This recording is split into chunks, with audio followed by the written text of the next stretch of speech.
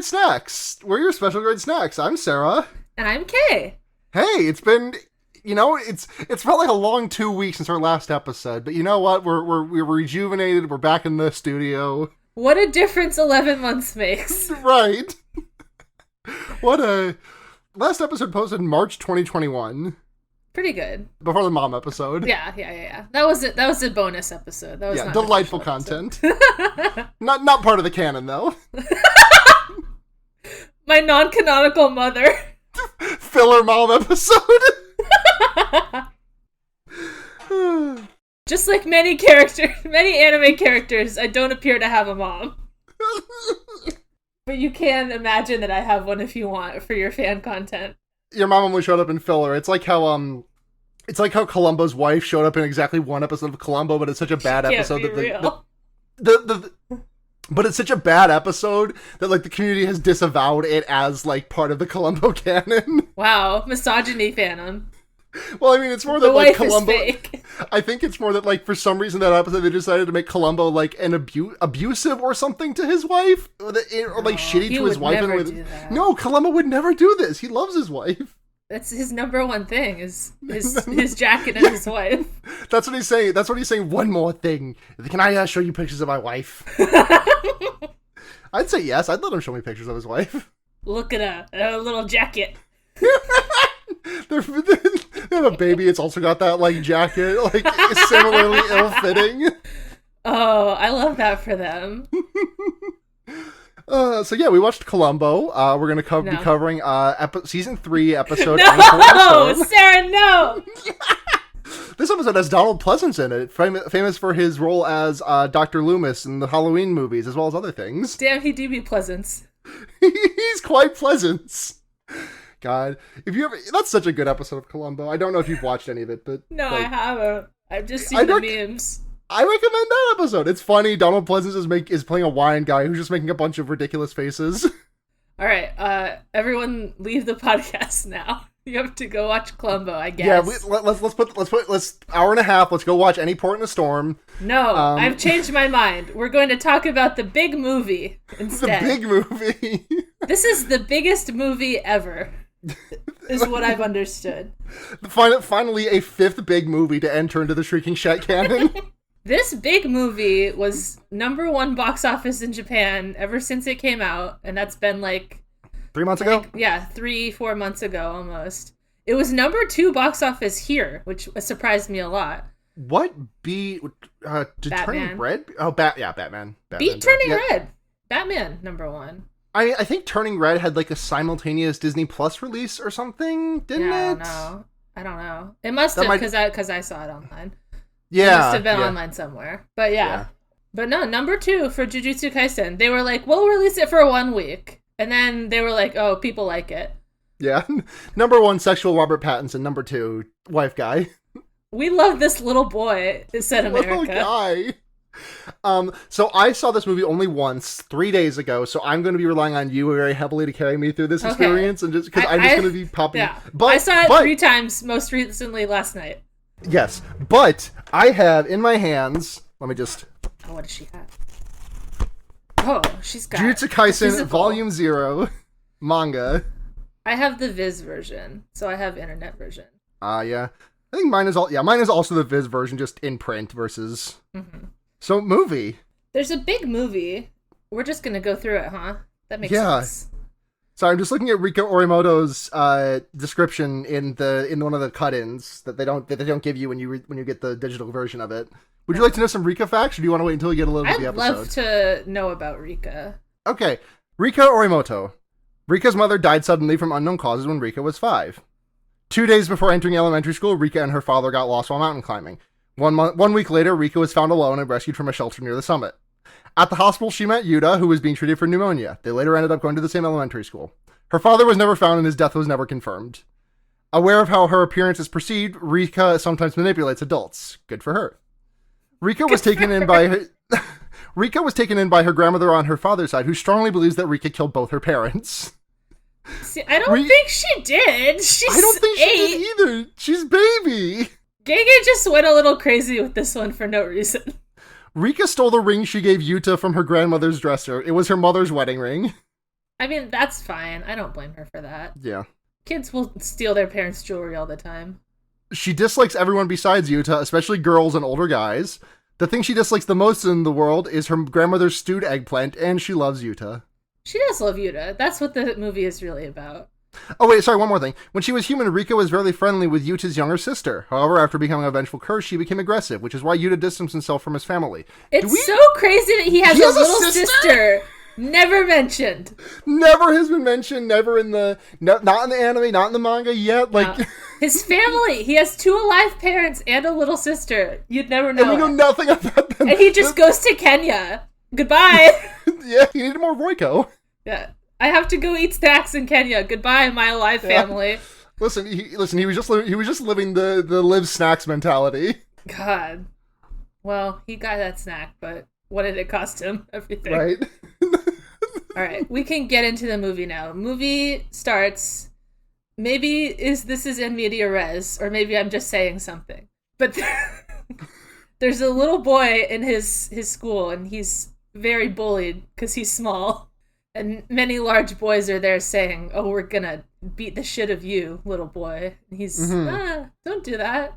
I'm a little boy. Yeah. And then they're completely obliterated by a demon and shoved all 4 of them into one locker. Yeah, it's great. It's very gnarly immediately. I really love like the color, like the coloration of this setting, like the really red sky of like the really like, you know, an afternoon like spring summer storm. Yeah. Looked really cool. I liked it a lot. Yeah, there's kind of like Japanese what are they called? Like season signifiers kind of throughout the story to help you notice that time is passing. Like there's cherry blossoms at one point, there's cicadas, there's snowfall.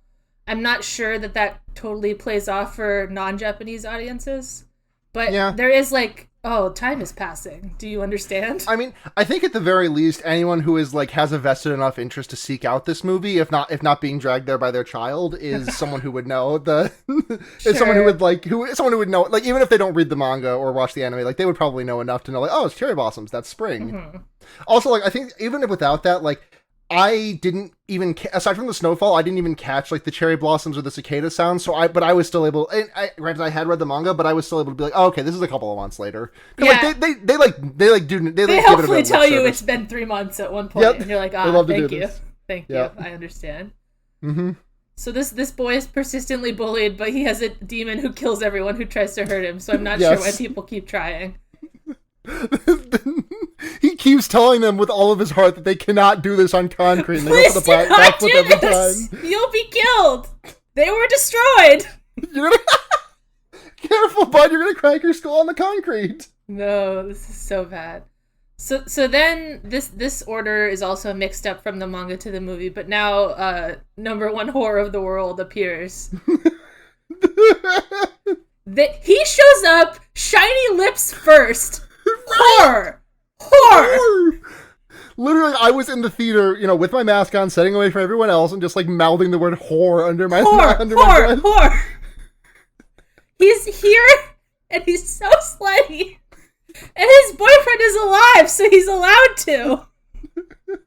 I think I just really want to like imagine the trajectory of someone like listening to this podcast, like now, like if someone like saw that we had our movie out and like, oh, okay, I'm gonna get into this podcast now, and like listen to our trajectory from like those first 14 episodes when you did not know the manga. Oh yeah, we can mention that I've read all the manga now. I guess that's the context difference. Yeah, you said you were going. I listened to the very end of the last episode that we did, which you did say now I'm going to read the whole manga because I can't wait another fucking year for the next season. Well, it was true, and I've done it, and now I know Gojo is a whore, but he's a tragic one. He's a whore for one man, and we'll see why in the film. Yes, the film goes to great lengths to talk about this. Please understand.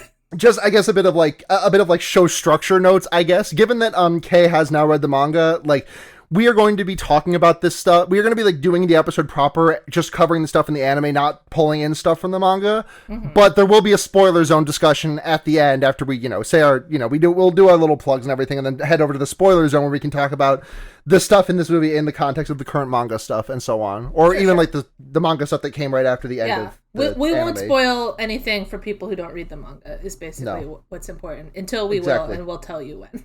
Right, we'll give you a heads up. Okay, so Mr. Horror is here, and he's talking to the elders of Jujutsu, and he says, "Yep, he's at the Evangelion Sealy meeting." Yeah. And he says, "You can't kill a boy. He's young and small. I'll take him under my wing, and I'll teach him how to do powers, and he'll like it." So he goes to see Yuta in his like depression cave, which is like a room covered in the magic spell talismans to stop his demon. It's the execution room from where Itadori was in episode 1, season 1. It might be the same, yeah. It looks definitely similar. I would be surprised if... I mean, Jujutsu Tech is a very large school that is not very populated, and so maybe they do just have a bunch of secret execution chambers, but... Because I was about to say, it'd be really weird for them to have multiple secret Jujutsu execution chambers, but then I realized, no, it wouldn't be that weird. No, they love that shit. Oh, a boy had a power, we must kill him immediately. Speaking about the size, I guess, of Jujutsu Tech and Kyoto Jujutsu Tech, this is I don't know if this is an issue necessarily that I have with the series, but like, there's something that's like, ticks in the back of my mind a little bit that I felt was alleviated a bit by some of the stuff in this movie. But like, the Jujutsu world seems so expansive and massive, and also really, really small. If that makes any sense, like it feels so like they have a big campus, but they have like else. Right, and like the way that like they talk about things, it makes you feel like Jujutsu Society has their fingers in pies all over the world, but like no, it's mostly all over the country. I think. Well, yeah, mostly all over the country, but like for the amount of curses that this has to produce, there have to be so many more sorcerers, and it just feels so weird and like it feels so sparse. But like there's a bunch of just like jobber sorcerers that show up in the back half of this one too. Yeah, there's like some with like a funny hat or whatever. Like my thing is that I have a cowboy hat or something. I'm leafing through the manga right now to see if like if there's any like even like drawings of these guys who don't matter. No, I think they were all invented. Yeah, I think so. All right. So Gojo goes to our main character, sad boy, Okotsu Yuta, and he says, "Stop trying to kill yourself. Join my jujutsu school." He's like, I don't want to hurt anyone. I don't want to go. And Gojo says, "Well, why don't you learn how to control your powers? And if it doesn't work out, you can still die after that if you want." Which is a great, good way to talk to children. Thank you, Gojo. Thank you, world's least well-adjusted man in charge of future generations. We can't allow this. God, like, I know it's because he's the most powerful man in the world, but also, like, oh my God, I don't let this man near children. The most powerful man in the world. The most powerful man in the world is, like, crying into a bottle of wine every night about his husband. At least he respects children.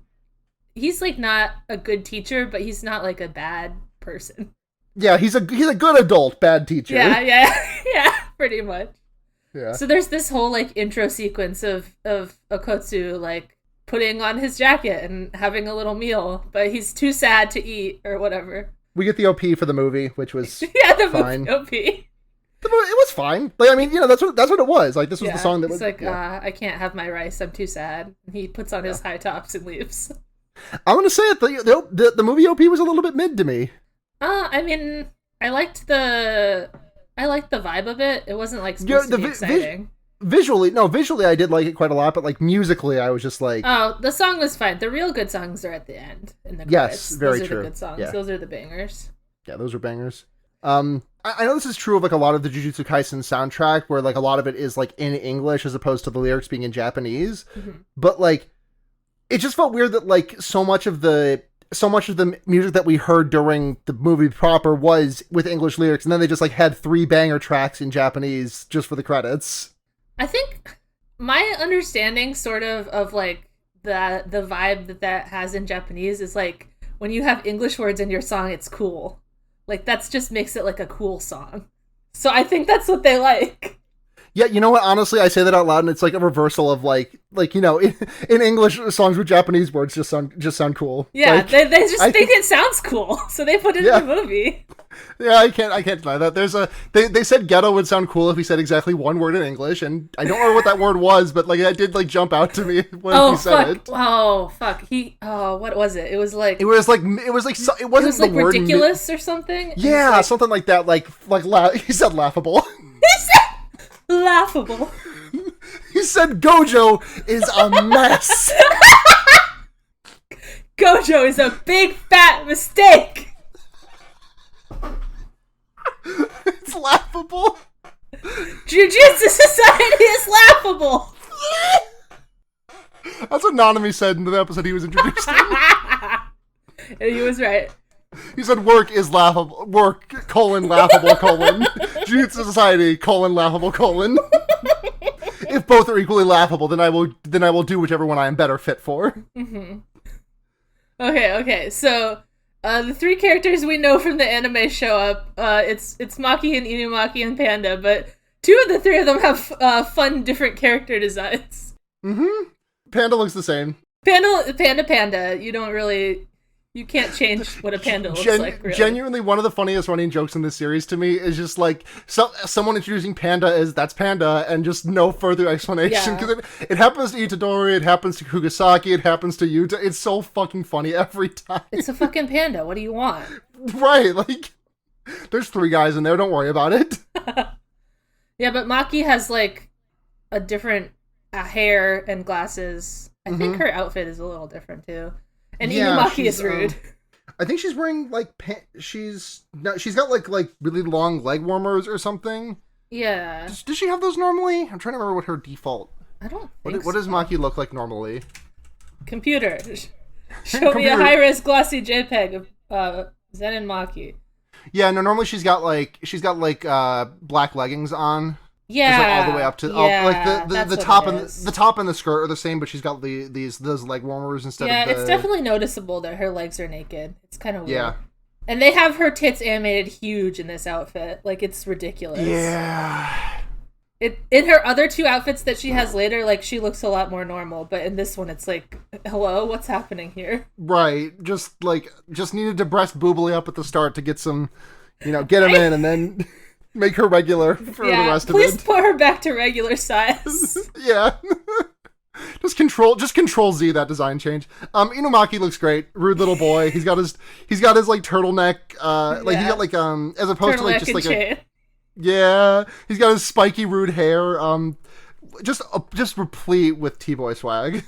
It's so funny that Gege was like, I can't have two boys with spiky light hair in my anime, so Inumaki's nice now.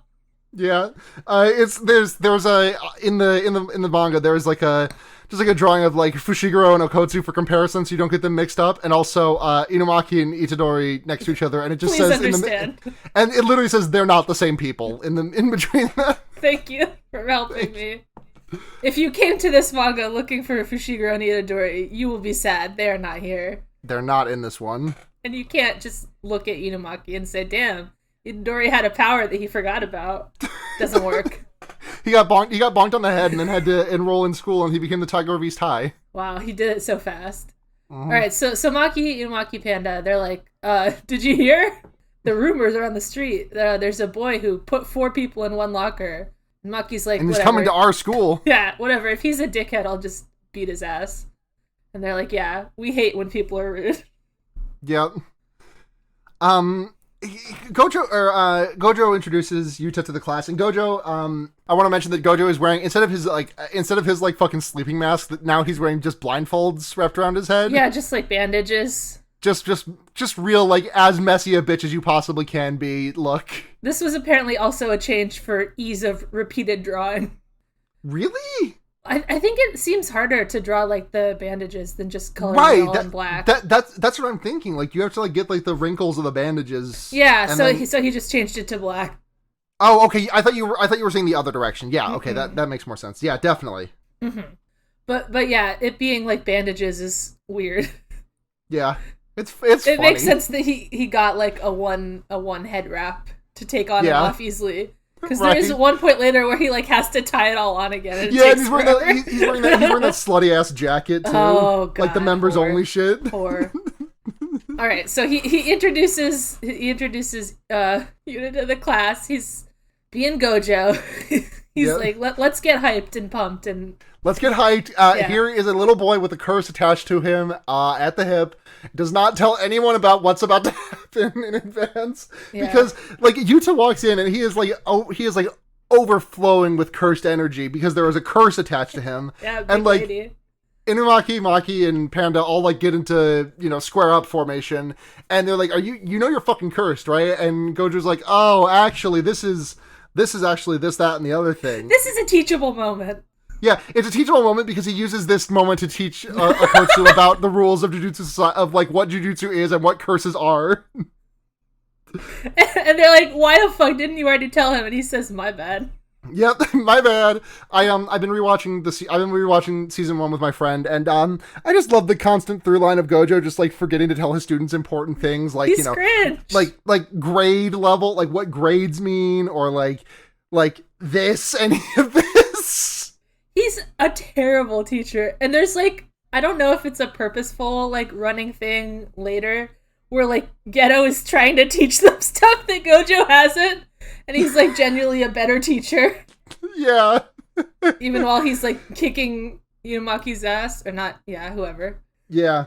Then while they're all threatening him, Rika comes out of the wall and tries to kill them all. And we get a flashback to Rika Yuta origin story. And this fucking panel of Yuta getting the ring from Rika, where he's gleaming. He's gleaming! He's the cutest little boy. He's very sweet. So cute. So yeah, he's a little boy and he had a little friend. 6 years ago. Yeah, 6 years ago. Friend. So I guess he would have been 9 or 10. Yeah, 9 or 10. Yeah. Born after 9/11. He'll never know. He's forgotten. So yeah, his little friend, same age as him, this cute little girl, says, "Oh, I got you a birthday present. Oh, look, it's an engagement ring. We can get married in the future. Wouldn't that be fun?" Mm-hmm. But unfortunately, she is hit by a car instantly and murdered. Yeah. Her head gets squashed like a grape. They don't show it, but they're purposely blocking it out. They show like her laying face down on the ground like Ponyo in the rain. And there's like a person on the phone like DJ Khaled calling for more service, being like, "Call more ambulances, get them over here." Yeah, her head is completely smashed. They like stylistically don't show it, but clearly she's quite dead. And then an evil ghost comes out and says, "Yuta, we're gonna get married, aren't we?" There's a line here that makes me that made me chuckle, where someone's like, "Call an ambulance," and someone's like, look at her. Yeah, the ambulance isn't gonna do shit. Finding someone who's been sliced in half hot dog style. Oh shit! I better call an ambulance about this. I need a doctor. Save his life. Yeah. I need to save Mark the Nazi's life. No, we can't. It's impossible. Too bad. So sad. But then a ghost comes out of the blood puddle and grabs Yuta's legs, and he's like, "It's me, I'm Rika, let's get married." Yeah, and there's this thing of like, it has like a scary voice, obviously, like a scary curse voice. Yeah, but then there is occasionally like it has the little girl's voice as well, which is very fun. Yeah, it's kind of the inherent horror of children. Yeah, children are scary. This is so true. A fucked up guy is bad enough, but if it was like a fucked up little guy, oh, I wouldn't put that guy anywhere. Yeah. So yeah, Gojo says that's the story. Do you like it? Sorry, you got your asses beat by a ghost that I didn't tell you about. My bad. Inumaki has like one of those huge like bulbous anime cartoon bonks on his head. Yep. Yeah, he got the good bonk. And Panda's nose is bleeding for some reason. Like, whose blood? Right, whose blood is that? Yeah, I don't know. He just snorts it occasionally. He can never quote Epic Dodgeball movie and say, "How dare you make me bleed my own blood?" Because he's never bled. That's not his blood. That's so sad. I'm so sorry, Panda. Yeah. So then Gojo introduces the students to Okotsu. We know them. Maki, Inumaki, Panda. Mm-hmm. No explanation needed. Wow. You're a team now. Don't you love it? Yep. Now go fight in Paris. Panda, Inumaki, square up. Maki, Okotsu. Get going. The joke killed in every showing that I went to of Gojo saying, "Okay, Maki and Yuta, you pair up," and Maki goes "Gah" out loud, and Okotsu's like, "Did she just say 'Gah' out loud?" She also immediately asked him, "You were bullied, weren't you?" Yeah, and he's like, and he doesn't respond. And she's like, "Oh, I thought so. I'd pick on you too, idiot." They're like, "Hey, you got to be nice to him. He's a sad little boy." And she's like, "I don't give a shit. I don't think he's that sad or little." Stop girl bossing all over the new kid. Yep. And she's like, "Yeah, whatever, bye." So they head off to a school, an elementary school, where a bunch of kids have gone missing. 2 kids have gone missing. Yeah, 2 kids. And Gojo explains the whole spiel of, like, it's schools, it's hospitals, things that a lot of people hate, en masse. It collects negative energy, which turns into monsters. Right. It's a sink for bad vibes. It's a clogged sink for bad vibes. And then when the sink gets too full, there's curses. Look out. Watch out. So grab your kids. Coming to get them. I'm gonna get you. Alright, so you 2 kids, go save those kids. Bye. Yeah, I'm gonna set up this veil. I'm gonna make it nighttime. I'm gonna head out. Bye. I know I've explained about 3 things to you, but go get him, champ. You have no weapon, no powers. Save 2 kids, please.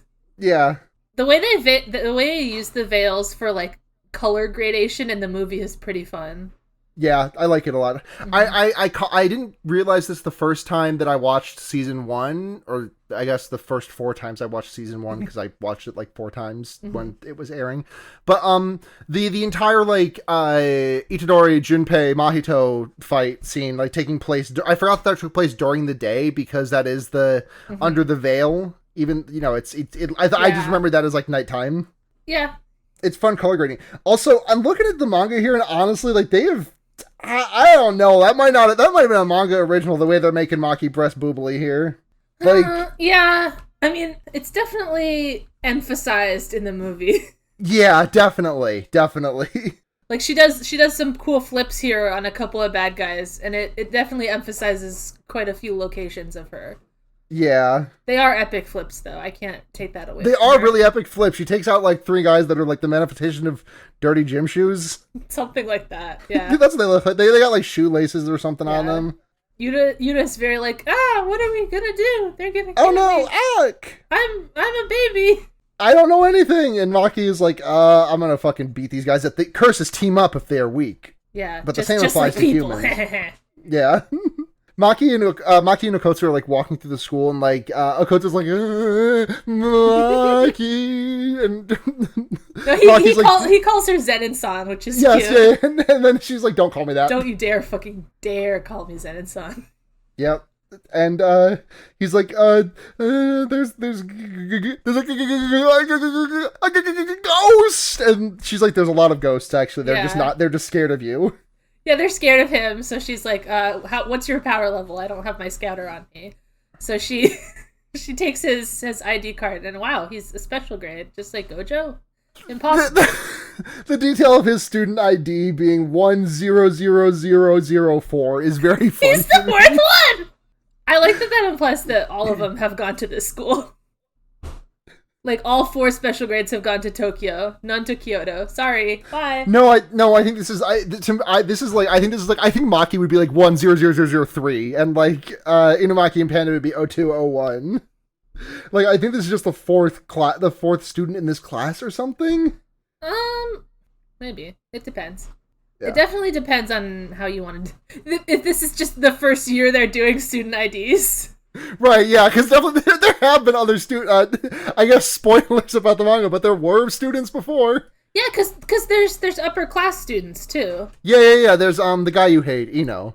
Yeah, and they talk about like he's in this movie so much. He's in the movie too much.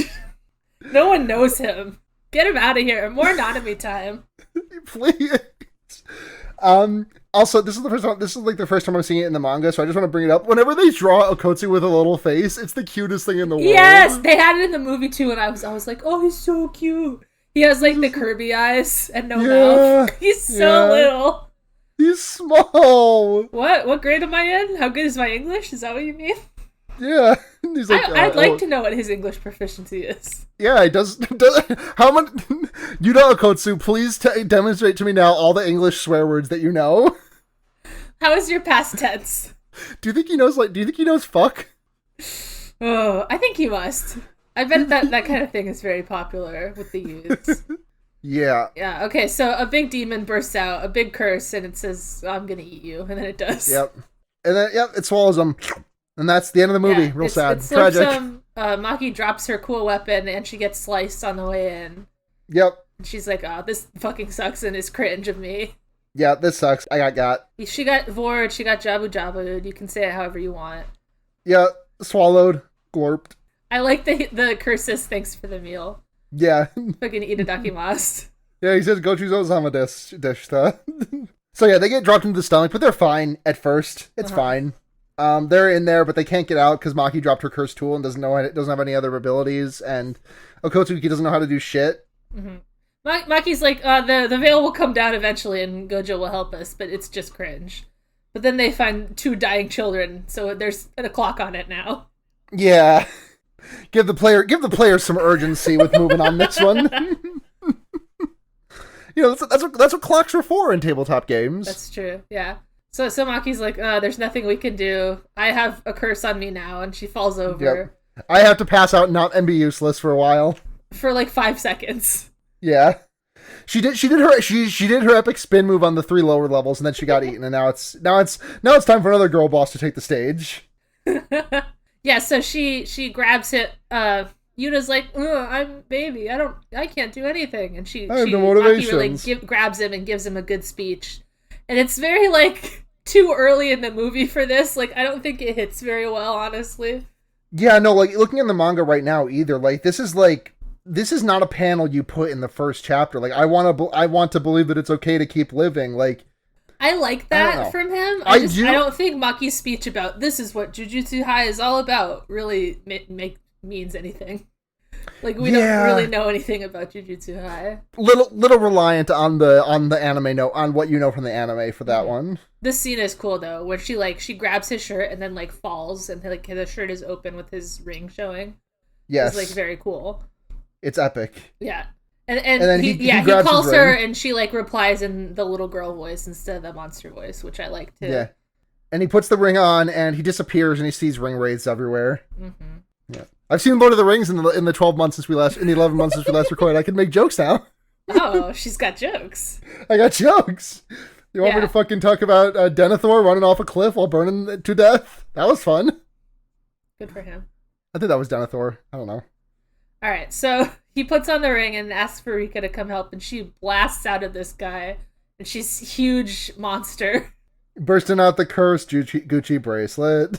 She really smashes this guy, and he's like, "Huh?" And she says, "Shut up," and just destroys him. Yeah, and Gojo is like watching this happen from he's like sitting outside watching the blood splatter on the curtain. This is the only change between the manga and the movie that are like a significant cut from the manga. It's hilarious to me that this is the change they made. In the manga, Gojo sees Rika destroying this guy and says, "Wow, women are scary." Yeah. They've cut his misogyny moment. He just says, scary. They also cut the moment of Rika smiling at the camera and like holding up her bloody hand and saying Rika likes red. Yeah, she just like says like, "Oh, I'm pretty," like kind of like referencing like her fully manifested form instead of like, "Oh, the blood is pretty." I mean, the blood isn't red in the movie either; it's purple. Yeah, cursed blood. You know how it is. Yeah. I guess maybe that's why they changed it. Yeah, she said Rika likes red, and then the next page she's like, "Where is blue?" Like she's looking for a fucking paint set in the guts of this curse that she's tearing to shreds. Yeah, and in the movie she gets purple, so she really does get red and blue. Good for her. Everything. Yeah. That's what Gojo said. I got 3 colors. 1, 2, 3, baby. God, do not let that man find out about yellow. No, God. Okay, so Yuta is like carrying the 2 kids and Maki on his back. He's like, "Oh, I'll be strong. I've decided to be different. I put the team on my back, dude. Cross the plains. Here, oh shit, Darren Thomas, the hardest hitting curse in the league." No! But I put the team on my back, dude. Yes, yeah. He's like he's very ripped for being the most bullied kid in school. I have to note. He has This like scene was pretty epic. good biceps. Oh, it's an epic scene. And then the one epic shot of like Rika, the little girl form with the top of her head missing, saying, you know, "Ganbare, you can do it. You can do it." And he says, "Yeah, I can do it." And yeah, he does. I just really like this scene of like him being like, you know, running, being like, haven't you decided that this is now is a good time for a change? It's like, yeah, you know, he's making his own decisions. He's doing his shit now. Yeah. And Gojo makes him walk the whole way. Right. Gojo, why did you do that, Gojo? Could you not have helped? Gojo, you didn't have to do all that. There were 2 dying children. Maybe even 3 or 4 if you count your students, your own direct students. Just like him standing in front of the 4 of them collapsed in front of the school gate, Great job. hands behind his back, and just being like, "Welcome back. You did it. Good job. Great job. Proud of you." You're not a good teacher, sir. No. Uh-huh. So they go to the hospital, and great news, Maki and the kids will be fine. Yep, everyone lived. And Okotsu's like, you know, I think I might have actually cursed Rika. That would have been fucked up. And Gojo's like, damn, you know what? Love is the most twisted curse of all. We get it! Your boyfriend dumped you! I cannot believe... Okay, I just cannot fucking believe how much ghetto stuff they put in this movie.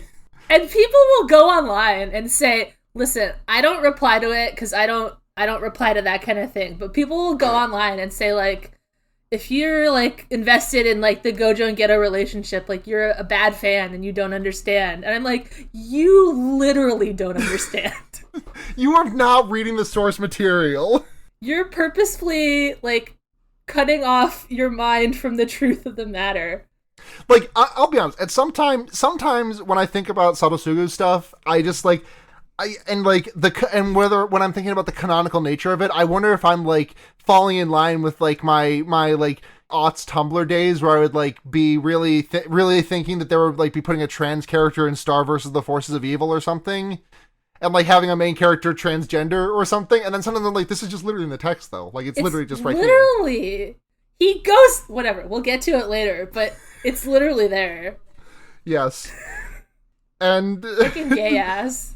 Yeah, Gojo says, yeah, I in my belief, you ask me, love is the most twisted curse of all. I'm not biased or anything. I've not been I don't know. Heartbroken for the last, what is it, 8 years of his life at this point? Yeah, that should be about right. How many years of his life, like, flooded into his brain at once? That was 3. So yeah, they were third years. Yeah. And he's 27 at the start of the manga. So he's 26 here, which means... What about 8 years, yeah? Yeah, we did the math. It checks out. Yeah, checks out. Checks out. He's been sad and gay for 8 years. But then Okotsu says, I'm going to unravel Rika's curse at Jujutsu High. I'm going to do this thing. This is my goal. I'll do my training and I'll get strong and break Rika's curse. And Gojo smiles and says, epic boy, we love it. We love him. We love this epic boy. Is next when Gojo's meeting with Seely about the full manifestation of Rika? I guess it must be, right? That's what's next in the manga. I'm just going off that's what's next in the manga. I think, yeah, because the training is a little later. There's like the... Yeah. Yeah, this is first, because then he gives him the sword after. Yep. Yeah. So and this is when he's wearing that slut ass jacket. When Why he's got is his hair down. He's dressed different in the manga. He's showing a lot more collarbone for the film. Yeah, no, he's definitely a lot more slutted out. Yeah.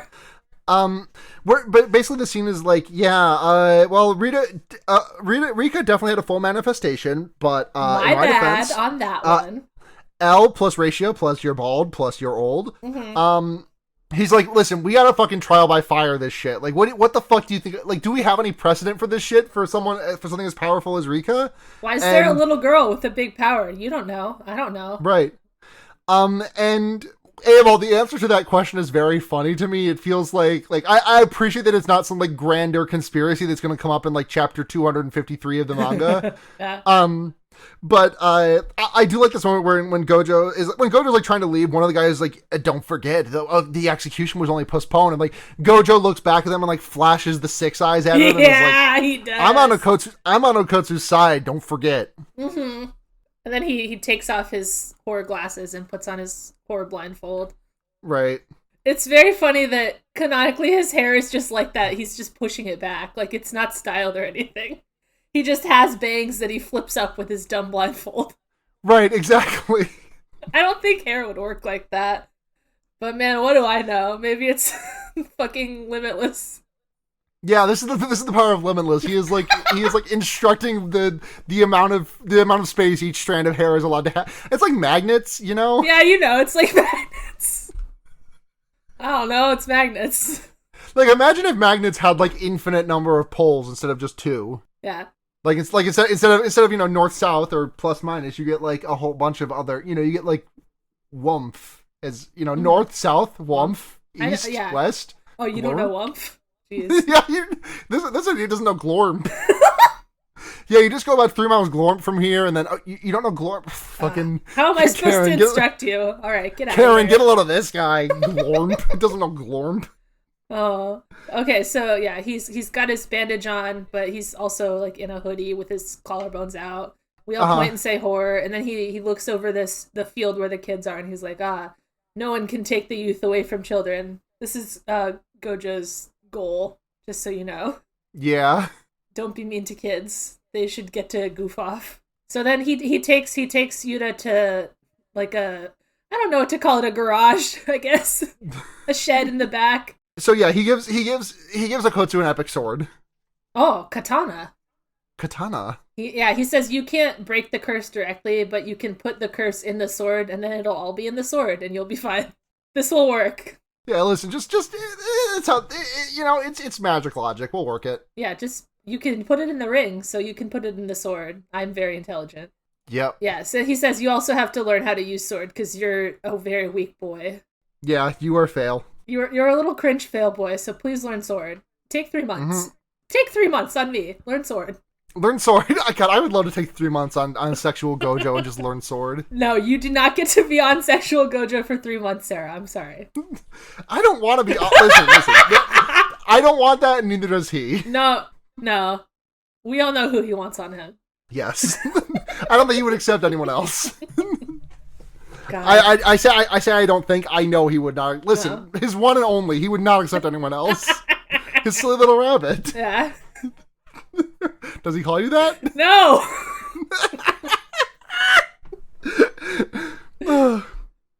Okay, so yeah, we cut to 3 months in the future. Yuta and Maki are training with like pole and little fake sword. He gets his ass beat, of course. Yep. Maki does like some cool flips and splits. Yep. And is this also when Gojo? Is this when Gojo like says hello and Yuta turns his head to be like, "Oh, hello, sir," gets clunked? And I don't know why Okotsu turned into Angus McDonald there for a second. Yeah, this is classic. You get your ass beat for looking, 2 for flinching, that kind of thing. Hello, sir. Wow, it's my cool teacher. I respect him. God, this next part sucks. where Panda is like, "Hey, this I need to ask you a sexual question." This is like Panda's big moment of the movie. Right. More proof of why he's a shit character. Why is this here, Gege? Like they said he had to sex up his comic. I guess That's so. some romance. We don't understand this whole thing with Gojo and his boyfriend. So again, I'm gonna say this is Yaga's fault somehow, but like even with how much we hate Yaga, why would he imbue his little pervert Panda? Why did he make Panda a pervert? He sucks. Shitty character. Shitty son. You did a bad job. No bitches. He gets no bitches. No bitches. This is all. But I just like he is the. I don't know too much about what Panda is. I'm gonna keep it real with you, but like. Oh, you don't know. Why is the panda sexual? To what end, Gege? Answer me! Answer my calls! I've been trying to get you on the line for a month now. But he just calls Yuta in the middle of training. He's like, "Oh, Maki's so happy. She hasn't been in a shitty mood lately." Wait a second. Does that mean she likes Yuta? Let me call him over here. Do you like big boobs or small boobs? And I think they kind of changed this joke because of the change to Maki, right? Yeah, because he says medium size in the manga. He says he's like hedging. He's like, I don't know, I guess medium. But in the movie, like they have her design as like titted out, so he has to be like, I guess big. I guess I like big honkalongs. I get honka donga boo. I could just, I could just go for a really big pair of Gums. You catch my drift. Yeah, so Maki kicks his ass for this. Yeah. Panda makes like a pose about it to communicate. Not really sure what the pose is. But she just beats his ass about it. And Gojo's like, continue your training. I have to talk to Inumaki about something very important. You have a little job. A little job for a little boy. Because he's great too. Wow, good for him. Yeah. I wish I could see this screen that they show of like the symbols of all the techniques. And me too. Look for any that I could maybe recognize. Because it is like, I got to see it enough to notice that there's like definitely like repeating ones. Like they're not all different, obviously. But I wonder what they are. I wonder if they actually are stuff. Right. So yeah, Okotsu had his girl quest and now he gets a boy quest. This is proof of his bi-boy swag. Yeah, this is bi-boy swag. This scene is really cute. Like Inumaki, Okotsu is like extremely visibly nervous, and Inumaki like walks up behind him and tries to pat him on the shoulder and give him 5 up top. And he's like a demon. The salmon demon. He's getting me. I'm sorry. He's just apologetic. He's just a little baby. Yeah. But Gojo sets him loose and is like, hey, just don't let Rika out. Or we'll be killed! This is obviously not true. He's just being rude to a little boy. Yeah. They're at the Happiny shopping center. Yeah. This Happiny, the Pokemon shopping center. Yeah, Happiny, yeah. I think it's a Happina, but it literally doesn't matter. It's the Happiny. And Hajichi is here. We know him. Hajichi from the show. Giga gave him some fucking DSLs in the manga in this one. Are you seeing this? I do see this. He's also a chauffeur. I like that. Yeah. Oh, I love Ajichi. He's so put upon. He kind of sucks, but he's also like, he is very much like the load-bearing window, I think, under which all of Jujutsu Society is like. He's in the movie the perfect amount. Yes, exactly. He says, "Here we go. Go do your mission. Goodbye." Yeah. He says, "Here you go." Inumaki vanishes while he's debriefing them, and then he walks out of the convenience store with a baggie of throat medicine. Damn, Inumaki be shopping. Yeah. Yeah. They go in the like abandoned shopping district. Ajishi puts his veil. This one is green. Very nice. Mm-hmm. And they just kind of walk around until they find the pack of curses. Yep. It's just like it's wishy-washy. It's wishy-washy schooling mode. Yeah, they're like fish birds, kind of, for sure. Yeah. They're all mad that like, oh, Mom, why does he get, like, just a bunch of like mall grievances. Oh, my mall grievances could fill a stadium. God, right? Yeah. Too stinky, pretzel smell too strong. I always walk out of Auntie Anne spending like $10 more than I meant to. My feet hurt. I want to go home. Yeah. Yeah, so Okotsu remembers that Maki said, wow, if there's a lot of them, they must be weak, but this is too many. What can I do with one sword against 10 million little fish? Mm-hmm. And Inumaki, like, sticks his tongue out just to show off. Yeah, he's like, nah. He didn't need to do all that. No, he did. But he needed to show off the weird marks he has. I don't know. Do you think he was born with the marks, or they put them on him as, like, a warning? As, like, that's a good question. Because, like, they don't really get into this. I don't think they've gotten into it in the manga either. But Gege has said, like, in extra stuff that his family or his clan is, like, purposely trying to let this technique die out because it's very detrimental to your life. Yeah, because you can't really say things. Yeah, you can't really say or do things in society normally. So, like, it's, like, weird that he was born with it. So I don't know if there would be, like, watch out for this baby. He's fucked up. So they tattoo him or whatever. They tattooed a baby. They did surgery on a baby. They had to tattoo him when he was a baby before he knew any words, because otherwise he would be cursing them with everything, with all the expletives he said as like a 6-year-old. Ah, God, yeah. Can you tattoo your tongue? Hold on. I think. Hold on. Let me. Tongue tattoo. Can you tattoo your tongue? From Healthline. All right, Healthline. Give me this truth about this. Potential damage to your taste buds, but you can do it. That's interesting. Yeah. Can he be tasting that salmon? I don't think I would like to tattoo my. I don't think I would like. I a bet it tattoo on my hurts tongue. bad.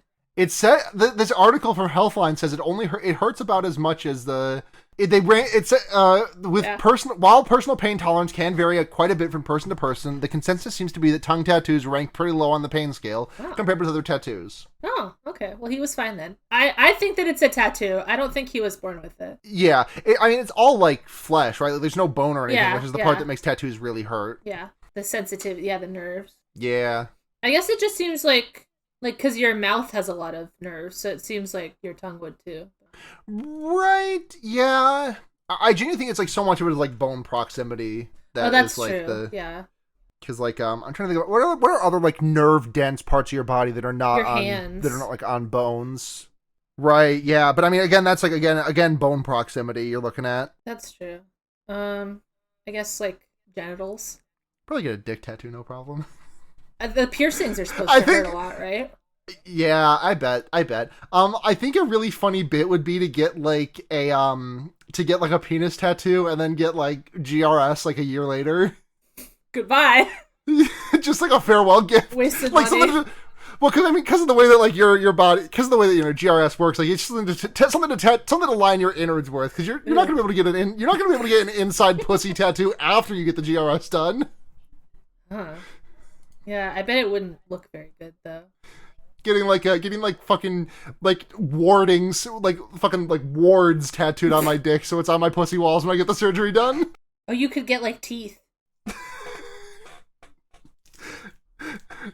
Like a tattoo of teeth? Yeah.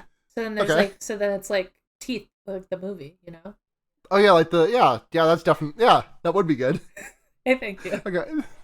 Okay. All right. Well, back to the movie. Inumaki explodes all the fish. Yeah, he shows his cool tongue and mouth tattoos that we already know about from the TV show, and he says explode, and they all explode. Yep. And Okotsu says, "Wow, that was epic." Yeah. And then his voice gets really sore, and then we see an evil man smile. Oh yeah, he did have one earlier scene. That must have been what we forgot. Like after. Yes, yeah. We see the silhouette of this man with wild, wacky hair pick up Okotsu's ID off the ground in the aftermath of the school. Which was that in the? No, that's not in the manga. But it's pretty implied. Like that's the only place he could have. Right, because he still has the ID to give back. They're just like helping the movie audience. Like, oh, he was there. Yeah. He was. Please understand, Daddy Long Dick is back in town. Yeah. Christ. There's a sexual man smiling, and then Nose Pass comes down from the rafters and says Zomba. He really says Zomba. Yeah. He makes a pillar of light explode. Yeah, and Inumaki heroically pushes Okotsu out of the way of being exploded. Yeah, and then he says, "Get twisted." Well, I don't know why he said that, but he did, and it like twists up his arm, but it hurts his throat quite a lot. Yeah, he's used too much of his charisma, and then Okotsu has to save him. Yeah. Oh, two boys. What's better than this? Yeah, two boys saving each other. Yeah. It's very funny that Okotsu is like, this thing is even scarier than the guy that ate me, when it's like much smaller and doesn't appear to be doing anything. Right, but it's like that.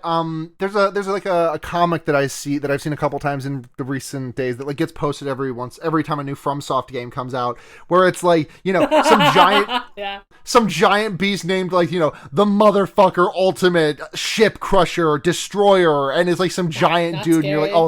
And you're like, oh, thank God. Then you're like, there's just a guy with a sword, and he's like the captain. You're like, fuck. Oh God, this is no! gonna suck. Not the captain. Yeah, it's just his vibes. He's got scary vibes. Who knows? Right. But yeah, so they like run away and hide in a corner, and it just doesn't chase them. Yeah, Okotsu popped a finger out of his socket, and he's just like, oh, let me just pop this bad boy back in. The noises are quite upsetting. Yeah. It's like it crunch crinkles, and you're like, ugh, his finger. Worst part of playing Far Cry 3, in my opinion, is having to watch that. All right, so yeah, they drop the special medicine that Inumaki needs for his magnum throat. So yeah, and Okotsu is like, oh, I'm so scared, and Inumaki's like, no, I'm gonna go do this shit. I'll go take care of it. You're your baby. Stay right here, Kelp. Mm-hmm. Kelp. Kelp plus ratio plus your Kelp plus Bonito Flakes. Plus salmon. But he says, actually, I learned something from my last quest, and I'm gonna be brave now, and we'll work together. Won't that be nice? And Inumaki has a very, like, oh, wow moment. It's too bad he can't talk. Yeah. It's very funny that because he can't talk, he can't even have inner monologue. Yeah. Like, you think he would, because if he's just thinking it. You know the Rashomon King of the Hill episode where there's the one part where it's like where Boomhauer recounts his memory of the events, and Boomhauer is talking regularly, and every other character is like, "And now Boomhauer, I don't think you know anything about that." Everyone's just talking like an auctioneer. I want Inumaki's internal monologue, voiced by Uchiyama Koki, and then just like talking regular, and everything everyone else says is just ingredients for some reason. God, that would be funny. It seems like he should be allowed to have an inner monologue, but I guess that could be confusing for the reader. Yeah. Or the viewer in this case. When Inumaki gets his internal monologue in chapter 203, we will pop We're huge. gonna pop huge. That's why we can't get his backstory either, because who would narrate it? Right. God, I want okay. I know I just said I want his internal monologue, but also when they give us his backstory, I want it to be narrated by Inumaki, and it's just like shake, okaka, just a bunch of ingredients, and get like pictographs of the things that happened. Okotsu basically goes out as like drawing aggro. He has his big sword. He's like, oh, I gotta keep my eyes on him and keep moving. Don't be scared. And his big demon girlfriend comes out and says, you can do it, Yurei, beat his ass. Yeah, and he imbues the curse into the blade. Yeah, he does a couple flips and jumps. He gets sliced a bit. He slides over a car like he thinks he's Tom Cruise. He really does. He slides over a dumpster, but he still thinks that he's Tom Cruise. Wow, Inumaki's so nice. I wonder if he's single. I can't believe how like I was not a disbelief. Like, I had read this manga. I've watched. I'm a big Inuoko believer, but like I forgot how real it was. The Bye Boy swag is very real in this one. Yeah. Whichever of Maki and Inumaki he's next to, he's like he has some chemistry with. Yeah. I am feeling Inumaki's pain here because I just recorded an 1.5 hour long episode of Wow Cool Robot, and I need to keep hydrated to avoid losing my voice in this one. Yeah, make sure you drink a whole thing of throat medicine. That is how you use it. Right, because Okotsu gets the throat medicine, tosses it to Inumaki, who just grips it and rips the top entirely off, slurps the entire bottle. This is like a bottle of throat spray. Yeah, it's not for drinking. It's raising his attack. This is what Toxtricity does. Yeah. He yells, pops the top, and just slurps. Oh, actually, that's so true. One funny thing is between the sub and the dub for this part. In the dub, Okotsu says "nice catch," which I thought was nice. Yeah. He doesn't say anything about it in the sub. He's just like, "Here you go," and he drinks it. Yeah, good catch, buddy. Nice catch. Inumaki chugs that shit and says, "Get crushed," and this thing gets crushed. It gets compressed into a simple ass. This thing goes from 3 dimensions to 2 dimensions. Yeah. He squishes him flat. He gloops his purple all over, and they say, "Wow, boy high five." Yeah. What if you were a boy and I was a boy and we high fived? It's really funny how in the manga the onomatopoeia in English for it is dap. They dapped up. Dap me up, bro. And then we cut to the first full image we get of this man. And Walmart the Worm. Our best friend, the little worm. Our best friend, Walmart the little worm. Can you imagine? Sorry, I just can't stop thinking about someone who is not in the server but is listening to this podcast. The worm? Wow, these guys are some real worm lovers, I guess. I don't know anything about this worm. I think the worm gets some good play in this movie. Yeah, great worm content. I like that the card is slimy when it spits it out. Yeah, because the worm has Kotsu's funny little ID. Yeah, so we'll learn about this scary man who has this worm in just a bit.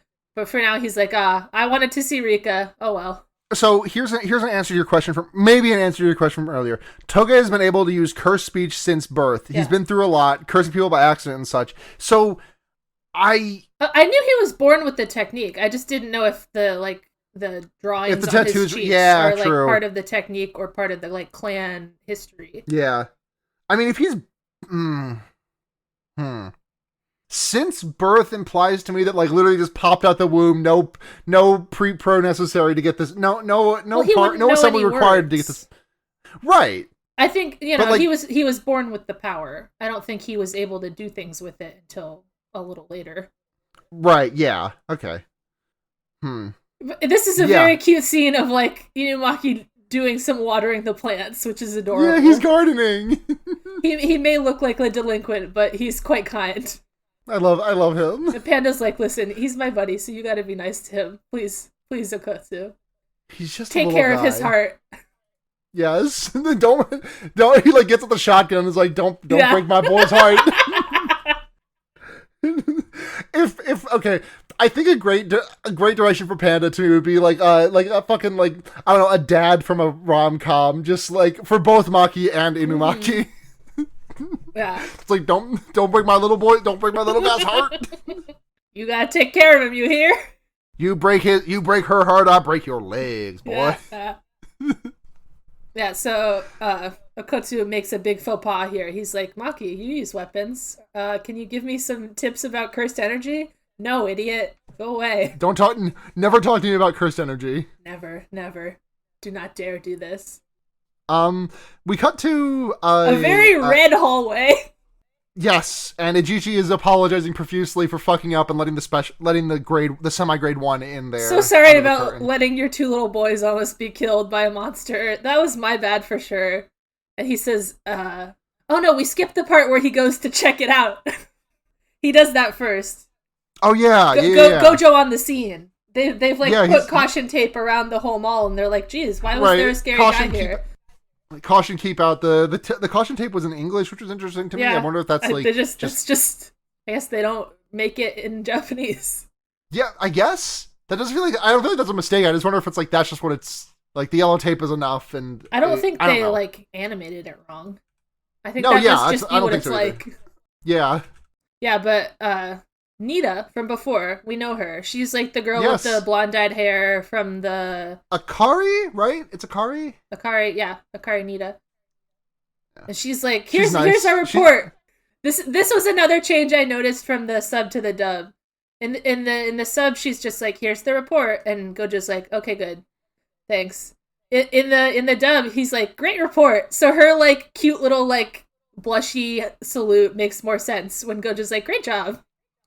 Good job. Yeah, who among us would not be blushed if praised by Gojo? Wow, he's the strongest sorcerer ever, and he said my report was good. Miwa, she's having a Miwa moment. Yeah. Miwa moment.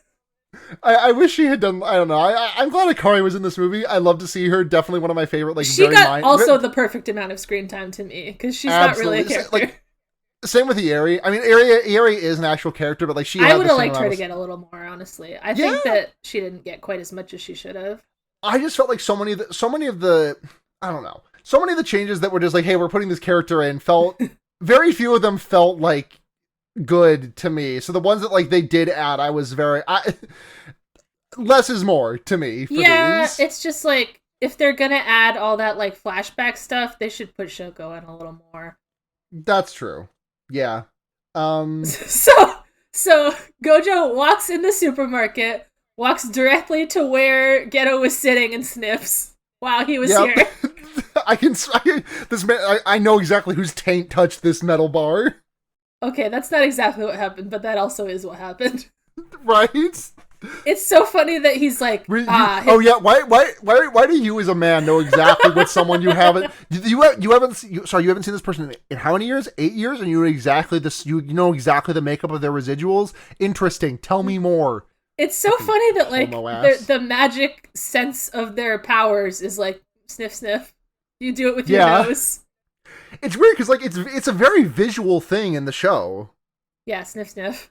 Well, because like when when they like look at the residuals. Yeah. When Nanami teaches Itadori to do it, like Itadori literally puts up like hand blinders over his. Yeah, that was like Mahito like left those residuals to be followed on purpose, right? That's true. Like Ghettos were like so obscured that no one else could even find them. Yeah, but he's But, he's a little bit stinky. but I know that smell anywhere. I know that man stink. Yeah. So yeah. Gojo tells Ajichi like, it's not your fault. He's quite powerful, and I know It's I know. Suguru Geto. Now I want to say, in the dub they pronounce it Gato. Oh, fuck! Caught! Sure is. Got his ass. Open a check case, baby. Gooned, absolutely ruined. Were there any other weird pronunciations in the dub? That was the only one. Everything else they Yeah, got everything right. was pretty good. What a weird one. That's Gato, baby. Gato. Did they say like Toge, like Inumaki Toge? They didn't say Toge enough for me to notice. They pretty much just call him Inumaki, but Toge. it was Gato every time. Gato. Yeah. Let me see those Got toes. It's Gay ass toes. You know how there's like a gay ear to get pierced and a gay toe to get a ring on? Yeah. Why are you wearing sandals for them gay ass toes? He does show. Well, he doesn't show feet. He's got socks on with the sandals. He shows socks with sandals. No, he does show a lot of feet. Like Geto's feet are fully out. Right? Am I misremembering this? Does he not have feet out moments? Socks. Weird. I could swear I remember him having feet out moments, but I'm not sure. I think I'm just conflating it with the fact that I just watched Mahito's feet out moments in the anime again. Yeah, I just gotta go watch the clocking in for another shift at the Watching Mahito's Feet compilation. Shut up! You and I both know that's not what I meant. Every night, gotta watch the Mahito Feet compilation. I gotta watch the transformation from toes to hooves back and forth again. I have to confess, I need to confess this about watching the anime with my friend Kashmala, who I've been, showing it to. We got to the episode where Mahito first showed up, and like completely involuntarily, I went full in Manuel Miranda and just bit my lip for like 30 seconds when he showed up. And I thought Gojo was the only whore here. Listen. But that was my mistake, I gotta let the white-haired freak hit. But not Gojo. Not Gojo, no, a different white-haired freak. God, he is a freak. So he tells us about definitely not his ex, Geto Suguru, who is one of the most evil motherfuckers you'll ever meet. Mm-hmm. Do not trust him. Do not trust this man. He killed over 100 civilians, and he's a special grade curse user. And he has these like banners in his cult room. And they say, what do they say? Let me see if they're here. Are they here? They say love to the strong, something like that. Something that would be quite off-putting to see on someone's banners. Mm-hmm. But anyways, he's posed up. He's stanced up. He's got his little. He has like his little elbow leaning pillow. His elbow rest. Yeah. The way he busts in this room is the funniest shit in the world. So fucking gay. Okay, so yeah, there's this older lady, and there's this, like, her daughter, this, like, big titty turtleneck girl. She's like, Mom, this place sucks. Look at these banners. Yeah, and Geto's like, no. Also, your name is... I'm changing your name, by the way. He like, busts in the door, like... I don't even know how to describe it. The way he swaggers in. He Kramers. Please understand I'm a homosexual man in the room now. Right. He does a non-racist Kramer. Well, he's racist in a brand new way that he invented. Yeah, new type of racism invented. And so, yeah, the lady's like, there's something wrong with my daughter. She has, like, a ghost on her. And Geto's very rude for a while. He's like, I'm changing your name. You're Saito you're now. Dumb. You're not Sato, you're Saito. And, you're dumb. Yeah. L ratio. Hold on, let me eat this curse real quick. And he slurps the curse off this woman's back. He diagnoses her. He cold reads the girl. He's like, oh, you can't breathe, and you feel like someone's watching, and you feel like something's like molesting you at night. And then it turns on cursed vision for the audience, and there is like a spooky guy grabbing this girl. And then he slurps it right up, and she's like, wow, thank you. Great job. Thank you. I've changed my opinion of you, freak man. Yeah, and they're like, oh, thank you so much. He's like, please, we must all help each other. Come again anytime, haha. And they're like, okay, sweetie, let's go home. You got the curse. And the girl's like blushing, like, oh, he's so nice. Yeah. I mean, if you meet this handsome man in person, of course you're gonna blush a little bit. Yep. Geto has such a cool design. Yeah, he's sick. And he's wearing like his like monk robes or whatever, and they're like, oh, he's just like a man of the gods or whatever, and he's like, yeah, he's like Buddha. Yeah, they don't say that in the movie. They just say he's like godly or whatever, and he's like, yeah, you're right, I am a god because you're a little monkey bitch. You're fucking monkeys. You are monkey to me. And he like, yeah, his pink haired friend. I don't think she ever gets a name. Yeah, what is her? Yeah, I'm sure she has a name in like the credits or something because she does have like a big part. She's like his secretary or whatever. His scheduler. Secretary. Let me see if this turns up anything. Try typing in Ghetto's pink bitch because that'll work. Manami Suda. All right. Well, yeah. She's like, it's time to have our little meeting, and he says, "Okay, let me put on my anti-monkey spray, and we'll go." Actually, let's take some selfies. The way she whips out the camera is so cute. Yeah, he's like, where's my camera? And she says, right here. Yep. He's like, where's the SLR? And she like holds like two-hand holding like she's a fucking like she's on QVC presenting it to the audience. And the way they like take selfies together, it reminded me of when Gojo and Miwa take their selfie together. Yes. These men are perfect for each other. And then a small bald guy comes in and is visibly dying. Mm-hmm. He's like, you gotta get this curse out of me. I paid you so much money. Yeah, and Geto's like, when's the last time you paid me? And damn, Manami haven't is been like, paying me. Ooh, 6 months, huh? It seems like your subscription's lapsed, buddy. Bite this curse. This curse bite you. Yeah, they give him the old suck. They slurp his face in 5 directions and it just pops off. Yep. They're like, and she's like, ew, yucky, blood. Yeah, the woman says, are we really the same race as these people? Disgusting. And he says, yeah, that's why I say monkeys. Do you understand now? Yep. So now we meet Ghetto's cool squad that he's rolling with.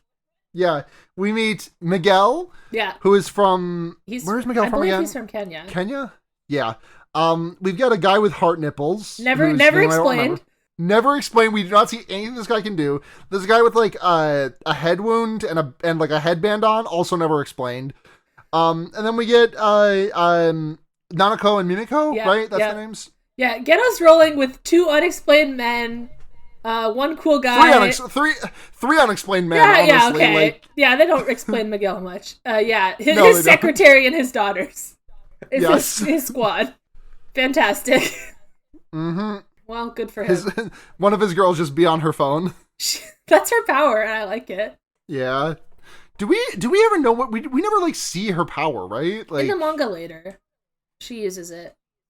Oh, that's right. Yeah, she does. Yeah, she does. She almost uses it in the movie, and then something explodes, so she can't. Yeah, that's a shame. Yeah, we have to save it for the big reveal later.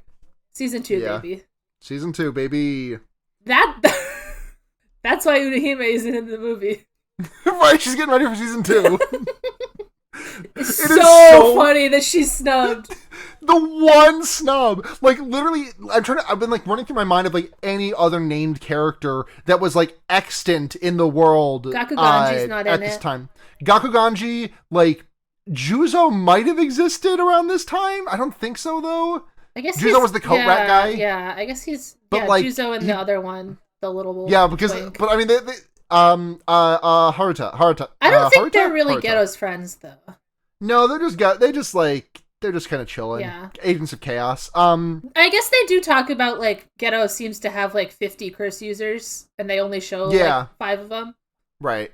But like it's so funny that the only people they don't show are Gakuganji and Utahime fans in shambles. They just keep getting kicked on the ground. The fact that Utahime has not even had like remotely like Kusaka, like all of the Kusaka, she's not even why the only, is Kusakame in the movie so much? Kusakame is in this movie like multiple scenes and like he got a new voice actor so he could be in the movie. He's not even is he in that first season at all? No, like I'm trying. He didn't have a voice actor before this. It was announced for the movie. Yeah, so like it's. Just no Utahime. I mean, I get it. She doesn't fucking matter. She doesn't have a power! complete fucking jobber. As much as I hate, I have been in denial about this one for so long because I'm like, oh wow, epic woman with scar, and like she's just literally she's not cringe important. To me. Utahime fans have made me hate her. Now I think it's funny when she eats shit. You just think it's funny when she eats shit because that means that it like weakens the Gojo Hime stands. Yeah, I weaken them every day by blocking them on Twitter. You know what's so interesting is since I started doing this, I'll see like in the like Jujutsu Kaisen like Twitter tag or whatever, there will be like a really popular like QRT of someone getting destroyed for a bad opinion. And that bad opinion will already be blocked because it was from a Gojo Hime person. That's how you know. Very funny. Yeah. God, just like I want to like listen. Giga needs to aim just to satisfy both camps here. Utahime needs to go off to pop off, and either Gojo Geto kiss real or Shoko Hime real. Yeah. One of those two. One or both of those. Utahime is allowed to use her power, but only if she says, sorry if this looks straight to the viewers, but it's not. God, worst case scenario of all time Gojo Hime endgame. He won't do that to me. Gay and I have a very personal connection. Literally, if they were gonna slap Gojo with a woman, it would be Ieri because there's literally no reason for him to go with. Like, all right, so yeah, like shipping rant over for now. For now. For now. So yeah, we see Gojo with his not Gojo, Geto with his squad, and then we have like Okotsu is having his like this is like a classic anime thing of like, damn, I just felt something. Yeah. As if 5 evil people just decided to come do something evil. And they're like, Maki and Panda are like, actually you're wrong and cringe about these kinds of things. Yeah. And we also cut to Yaga and Gojo talking, and Yaga's like, I think you're just being paranoid, and Gojo's like, I am sure about this man. I went on the scene, sniffed it myself. I would not mistake that man's pre for anyone else's. I know what his ass smells like intimately. And then, yeah, it turns out that it was in fact Geto because he's here now on his big pelican. He's here on his giant peliper. It starts raining. Oh, God. Yeah, he's drizzling. Yeah. I do love that. Well, yeah, it has drizzle because Geto's got the drip. Yeah, he does. It's so fun. I like that he rides, like, on the bird and everyone else is, like, in its mouth. Yeah. And Yuda's just like, wow, big bird. Yeah, he's just like, oh, big. Oh, big bird, cool. I love this. Everyone else is like, uh-oh. But he's like, big bird. Mm-hmm. And Geto does some storytelling of like, it looks the same here. This is a hint for the viewer. He's been here before. Mm-hmm. The Tokyo kids are like, hey, get the fuck out of here. Yuda will beat your ass. Yeah, and then Geto like fucking hyper speeds up to hold Yuda's hands. Oh, he's fast. That's such an anime. Whoa, he's fast. He's fast. Oh. And he like gives Yuda a wink for some reason. He's like, Subarashi. Your power is so cool. You are also homosexual in some way, I can tell. I see. I can sense your bi-boy swag. I have some myself, you see. Yeah. So, yeah, his kids are here in the Pelican, too. Nanako is like, this place is cringe. This is the scene where he says exactly one word in English, and in the manga, it's deplorable, but I do not think he said deplorable. I wish I could remember this, because it is like it was nonsense. Like, he says nonsense. Nonsense, yes! Yeah. Nonsense. Yeah, he says it's so fucking gay. Because he's just like, oh yeah, Jujutsu sorcerers are so epic, but we must protect the weak. It's a paradox. The strong must submit to the weak. It's nonsense. Nonsense. And I love that Yuda's like, oh, this is cool. This is interesting. What would your plan be? Kill everyone. Yeah. Kill everyone without powers. I don't think so, actually.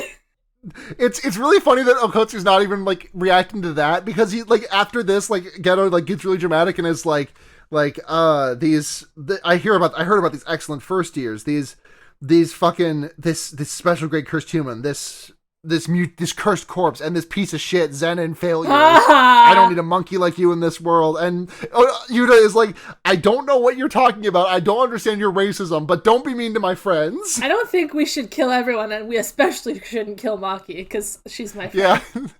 He says talking down their name, I'm gonna let it bang. God, that's so true.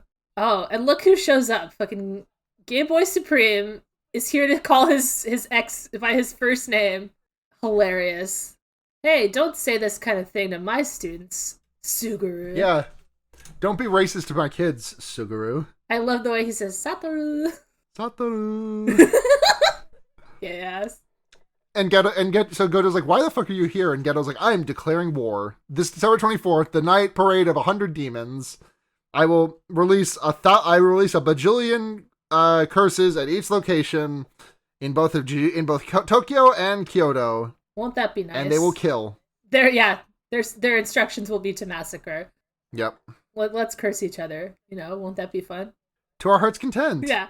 Now I gotta go to crepe store. Bye. Yeah, I gotta go to the crepe store on Takashita Street. You know the place, right, Yeah. Geto? Or right, Gojo? The place where we went on our 4th date? You love those crepes, and you used to get them all the time, but now you can't anymore because you have too much trauma. Remember that? Bye! Anyway, my daughters want crepes, and if you try to stop me from leaving, I'll kill your kids. Bye. Nanako and Mimiko are really good in the movie, too. They're so good. They're very, very little, but very little in terms of both part and also, like, size. Do they do the debriefing next? Next is, the debriefing. So they have like pictures of Geto on a big whiteboard, with a bunch of string. Like, is he gay? I don't know. What powers does he have? This kind of thing. Pepe Sylvia. Yeah. I love that they say like, oh, he could have 2,000, and like later in the movie, he's like, I have 4,461. Exact. He's got a lot of curses. He knows they're in him. He's counting. Yeah. This Jujutsu High has been waiting, but he's been chasing those curses. Yeah, legit. Yeah. Yeah. So they have like everyone all collected, all the characters famously, Nanami, Mei, no one else that you know. Yeah. And they're like, here's what we know about Geto. He used to go to school here. He did some murders, so we canceled him. Yeah, the cancellation of Suguru Geto was a mass casualty event. And Yaga's like, I mean, if he has a lot of curses, they're probably not strong, and he probably doesn't have that many guys, so I think it's fine. And Gojo's like, actually, I don't think he would do this if he didn't think he could win. And they're like, fuck, well, Gojo would know. Gojo knows everything about Geto. I wonder what that means. Yeah, Gojo knows everything about Geto. His diameter, his length, his thickness, girth. Wow. Wow. What? Wow. Just wowing at Gojo knowing the girth? I'm so impressed. He knows it all off the back of his head. Yeah. It's like Ed listing off the ingredients required to make a human in the first episode of Fullmetal Alchemist. Fuck. Yeah, he needed to remember so he could make that get that cast molded. Yeah. I mean, if we're breaking up, let me measure it first real quick, okay? Yeah. Geto had to do the same to Gojo's ass. But like, really, how can you replicate the infinity on a plaster mold? Silicone, I guess, not plaster. You don't want a plaster fuck toy. Paper mache sex toy. Oh god. All right, so yeah, Yaga's like, okay, call in the goon squad. We'll beat his ass. We'll do our best. Mm-hmm. And I do like this part where Geto's like, he's probably saying that, dumbass. Yeah. He calls him like the muscle-bound principal or something. Yeah. In the manga, there's a really fun like diptych of these two panels where like Yaga's like, it's all out warfare. This time we exercise the curse known as Suguru Geto. Yeah, and then Geto in the next panel doing the same. Yeah, he's in the next panel. He's in the next panel doing the exact same pose. He's like, "It's all out warfare. This time we exercise the curse of Geto." Damn, he really does know him. Yeah, got his ass. He got his ass bad. Is this when we get the long pining scene? It totally is. Hit me with it, because that's not in the manga, so I don't really have a reference point for a movie I saw three days ago. But okay, so it's like right after Geto flies away. I think it like zooms in on Gojo's like blindfold, and then it zooms in again where his eye would be, and he's thinking about the first scene is like where Geto's like the strong exist to protect the weak. That's how society should be. Isn't it funny that that's the opposite thing I said earlier? Yeah. I hope I sure hope my ideals don't get corrupted. You know what they say, I keep my ideals. I was just about to make that same joke. Ghetto could have learned a lot from my Ghetto could have learned one thing from My Hero Academia. Keep your ideas. Please, sir. Not much else to be learned from that show. I was kind of thinking about, like, he kind of does keep his ideals in an interesting way. Like, if he says, like, the weak should be protected, but he just, like, decides that he thinks that the sorcerers are the people who are the weak people because, like, they're overrun, basically. Right, because they are beholden to the like, they're the ones that are getting killed. Okay, so yeah. He talks about his ideals, which are different than we're familiar with in the future. And then there's, like, another scene of, they're in, like, a strange crowd, and they're, like, all going by them, and they're like, standing opposite each other, and Ghetto looks quite depressed, and he says, you know, he says his famous, "Are you strong because you're Gojo, or are you Gojo because you're strong?" And he's like, I'm deciding to go away, goodbye. And I know we went over this in the Discord, but could you explain to me exactly what he means by this line? Because, like, I think I understand it, but I'm not sure I fully grok it. Yeah, I mean, it's just like, it's like your personal belief in yourself, right? Like, he talks about, you know, like, self-actualization later. Like, is it like, do you feel that you're strong because of who you are? Or do you feel like you wouldn't be yourself if you weren't strong, kind of thing? Right. And there's also, like, some stuff about, like, I don't know if this is getting too into later stuff, but Ghetto is kind of like Gojo's only friend who's friends with him for, unfortunately, his personality, you know? So it's kind of like a purposefully hurtful thing, right? For him to be like, you know, are you even anyone without your powers?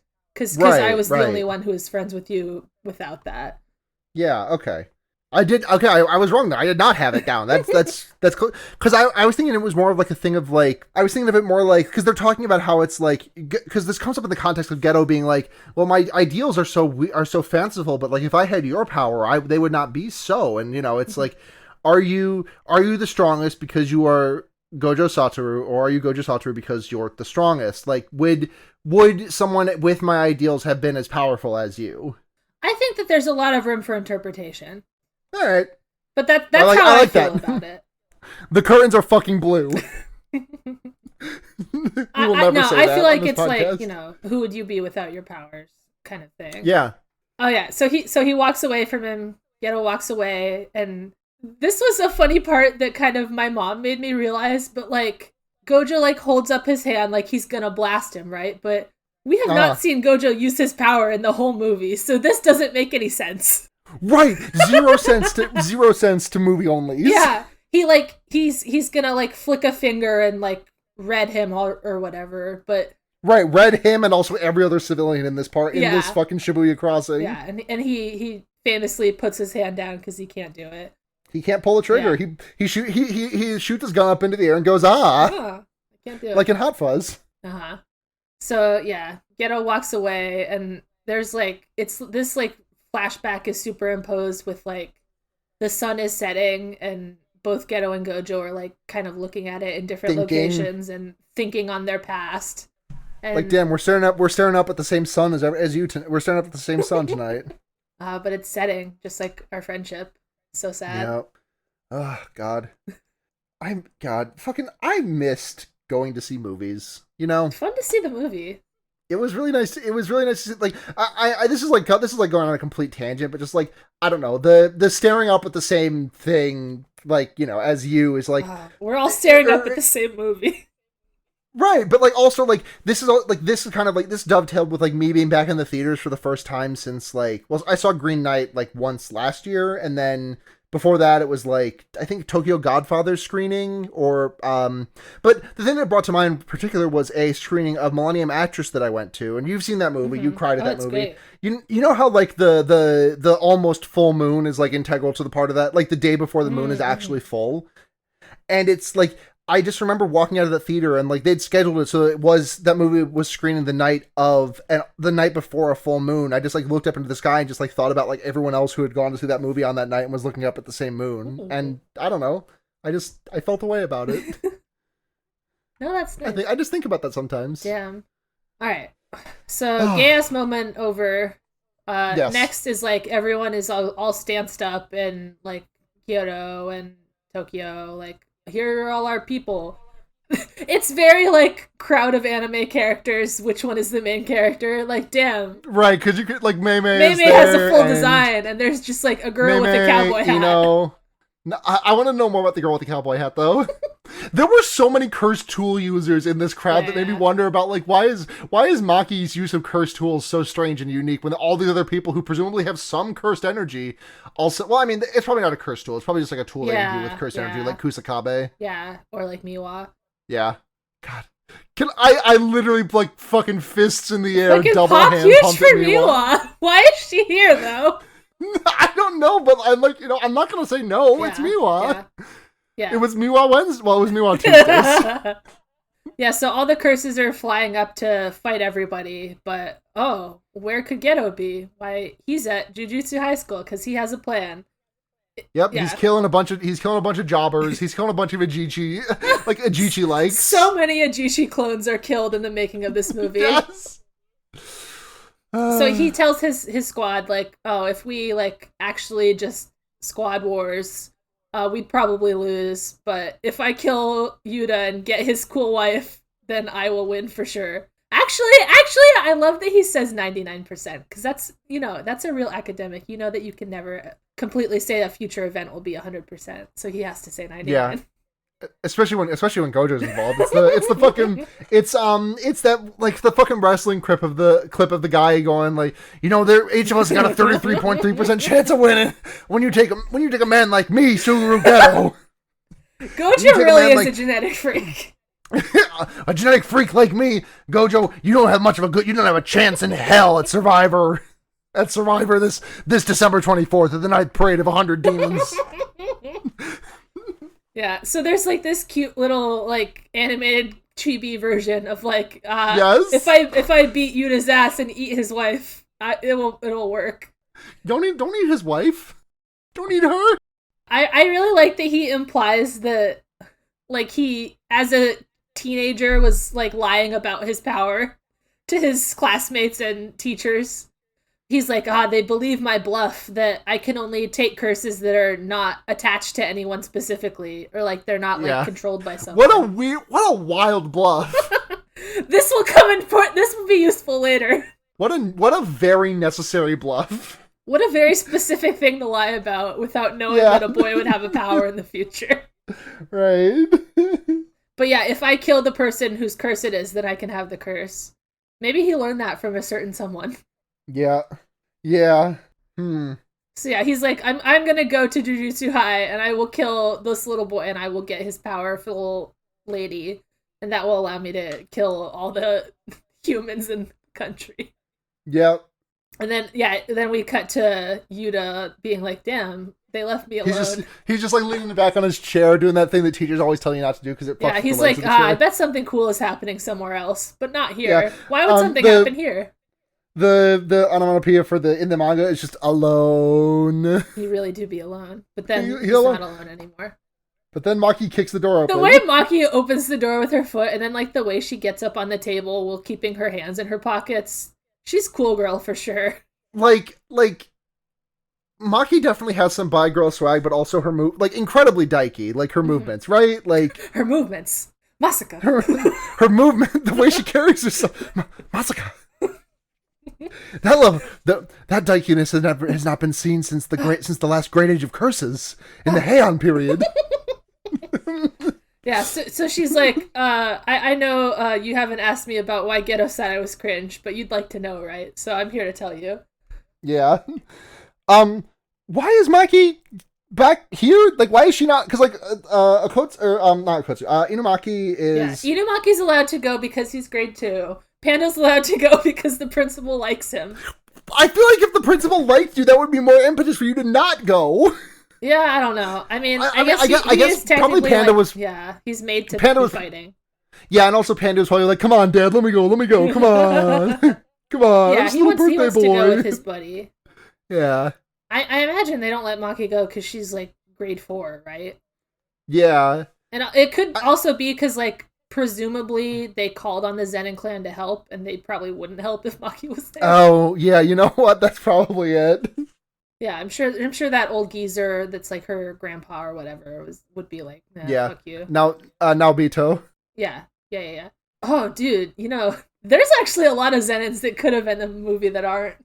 Right, like the thing is, if they're pulling specifically Kusakabe, why did they not show us other Zen? There's so many Zenins they could have shown us. Naobito, who was Fucking in put the Naoya anime. in the movie. That would be so funny. They put Naoya in this movie. That would be really fucking. That would funny. make the fandom fucking feral. Like, sorry to do very mild manga spoilers, but like the idea of him, like, because like he looked up to Gojo, right? Like, I mean, he right? thought Gojo was cool.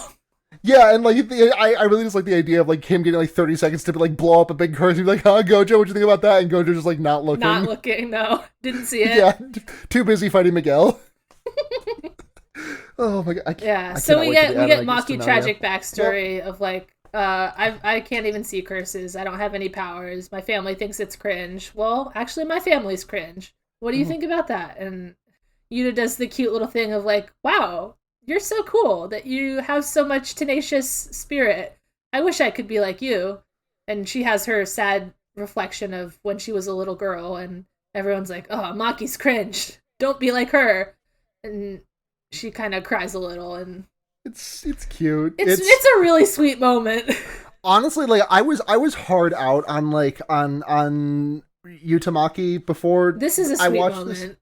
Right, like, this is generally a moment where it's like, well, when they end up together at the end of the series, I'll be okay with it.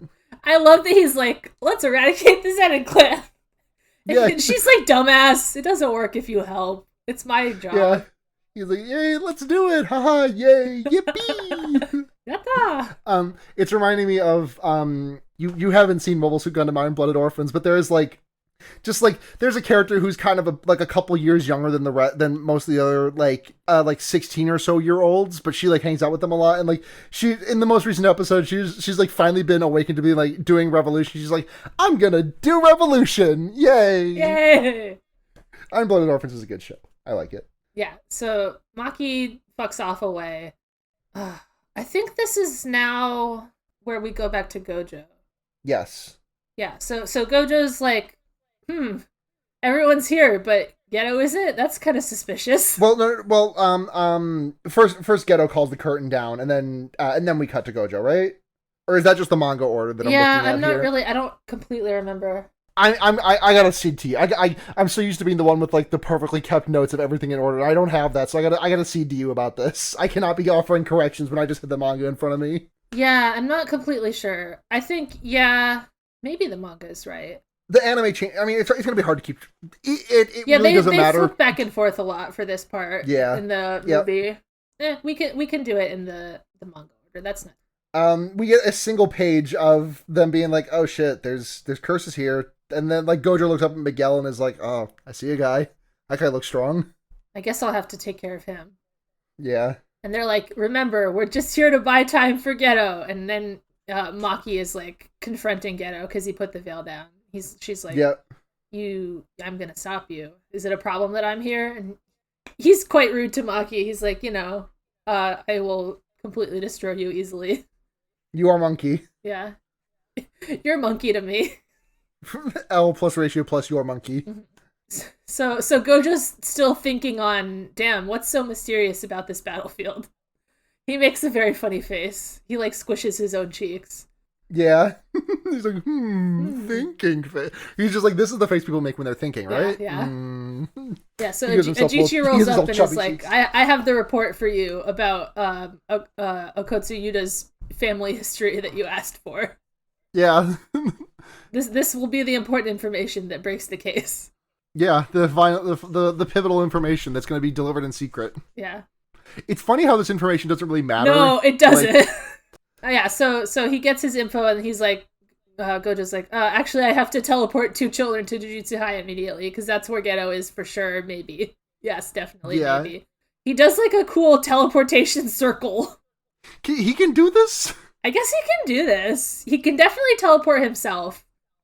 And definitely can teleport anyone he's holding on to. Yeah, but he can also just make a magic circle. I don't even know what he drew it with, but runes appear. Right, it's a transmutation circle. Yeah, he literally makes a transmutation circle and then like claps his hands together and teleports them. He says, All right, Inumaki Panda, go protect Maki and Okotsu with your lives. And they say yes.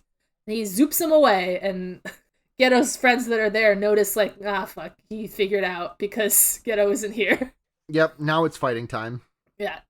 I like that it seems like Ghetto has, like, his kids in Curse, like, to keep them safe for a while, which is very cute. Yeah, just a holding, just like a holding dock. Yeah. I'm holding my daughters in here. They'll be fine. Yeah. Inulaki and Panda get teleported like hundreds of feet in the air above the curtain. Not quite right. I mean, he was distracted when he cast that spell, you know. I'm not worried about Panda landing safely because I don't think Panda could die from blunt force trauma. No, he'll be fine. Like, I think you could run Panda over with a monster truck and he'd be fine. Yeah, probably. I mean, you can sew them back together as long as his cores are fine or whatever. Yeah. I'm sure you would love to do this to Panda. I would run him over all day, week, month, century. Sunday.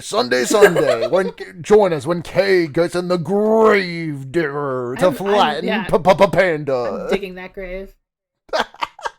Alright, so they, Inumaki and Panda bust on through the veil, which I also didn't know you could do if they don't want you to. I didn't realize that was. I guess they talked about actually, Gojo does say like you can do it, but it's like hard or whatever. Well, I remember them saying that about domains. Yeah. Like cursed domains. Like that's the thing where it's like it's really good at keeping people out, but not great. It's really good at people keeping people in, but not great at keeping people out. But like, why would you want to go in unless you have Sukuna in your soul, with which Mahito would be forced to touch and then get exploded by a sexual man? I mean, I guess I can buy that Panda is good at this or whatever. Right, but at the same time, like, remember when, remember in the Kyoto exchange arc when, Juzo puts up that curtain and, like, Gojo, like, literally just can't break in. Well, that one is a special anti-Gojo curtain. Right, yes, that was a special anti-Gojo curtain. I forgot about that. It's funny that that's literally true. I completely forgot about it being a special anti-Gojo curtain. Yeah, statement retracted. Yeah, so Ghetto, like, senses, they've broken into my domain. It'll take them 5 minutes to get here, but then they blast through all the walls, so they get here right away.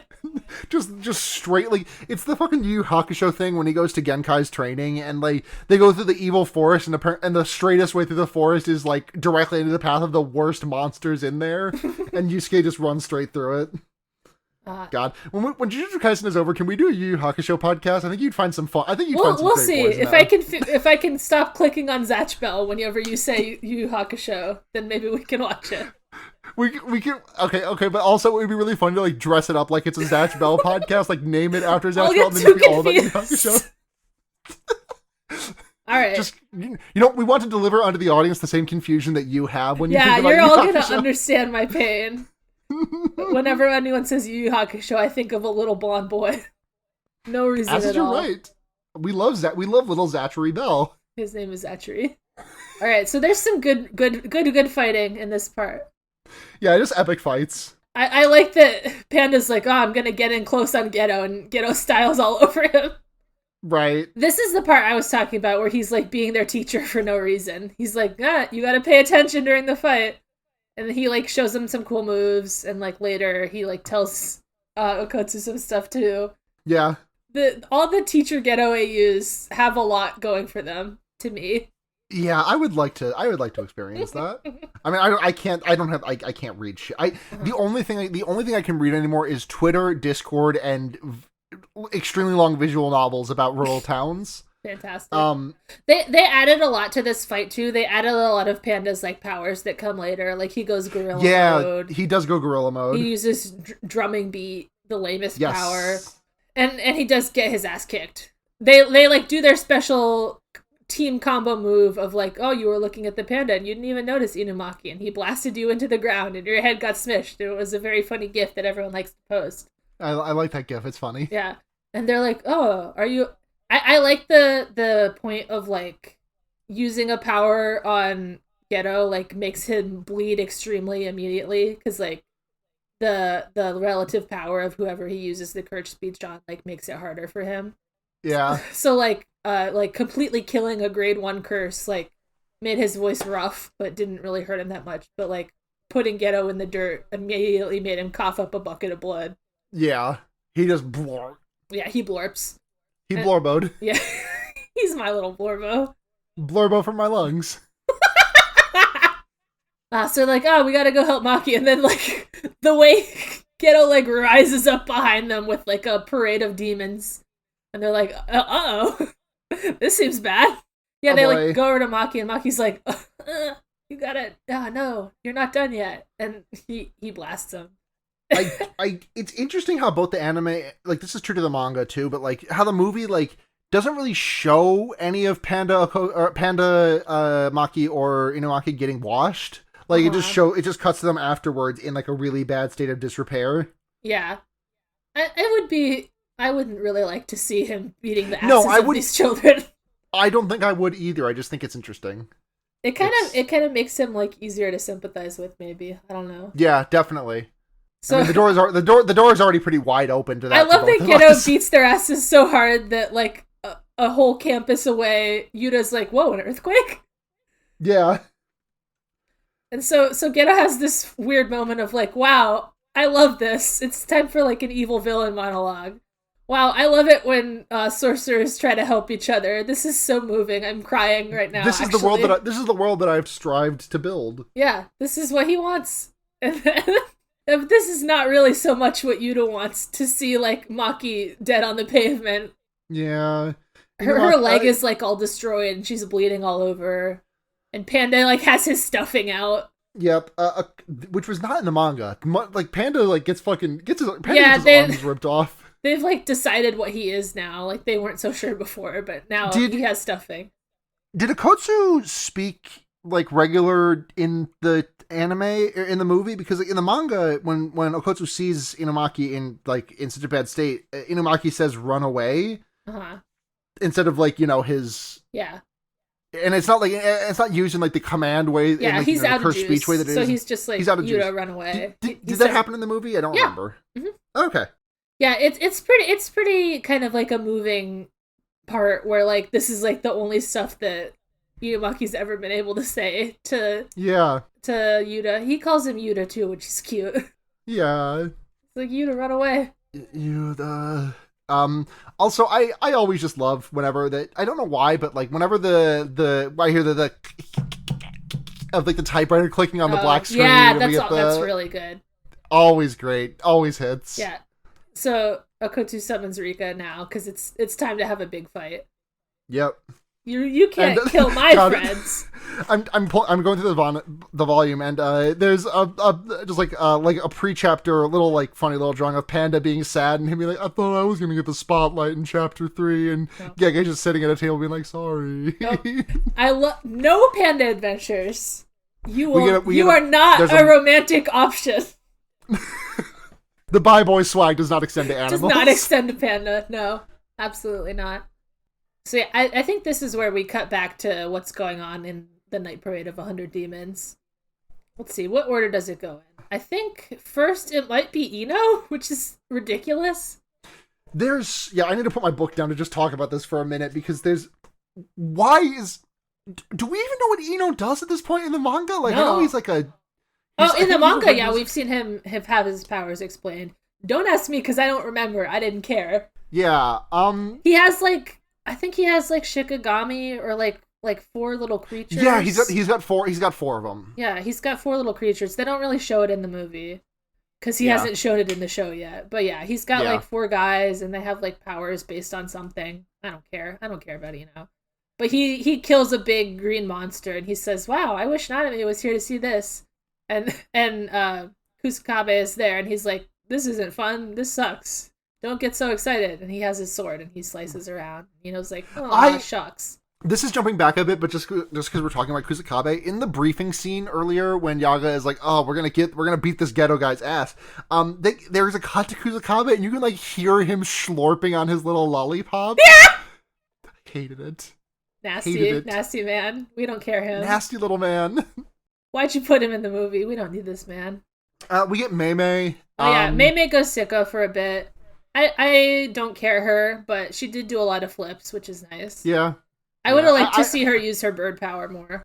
I like her stupid axe. Her axe is cool. I like her big stupid axe. It's like a Fire Emblem axe, like churchy or whatever. Yeah, definitely. Who else do we get? Who else do we get in this scene? No Utahime, because we don't know what her power is yet. Not here yet. I think that's all we see for now. Yeah, and then when we cut back for the big Nanami scene later. Yeah, so Geto summons like a million green babies, and he's like, quantity over quality for this one, I think. Yeah. But so then Yuta just does reverse cursed healing on them. Yeah, he just has a power now. Yeah. I guess this is kind of established later that, like, when he's very motivated, he just, like, generates the power that he needs, basically. He's Adam West. He's got Adam West Batman powers. Oh, thank God I have this anti-bullet in my chest spray. Fantastic. Yeah, so Rika has, like, saved all his friends, and then she's like, she grabs Maki and she's like, yeah, cat fight time. Yeah, but then Yuta makes scary face and is like, you have to hand her gently, as if she were a butterfly or a flower. And Rika, like, cries out her face.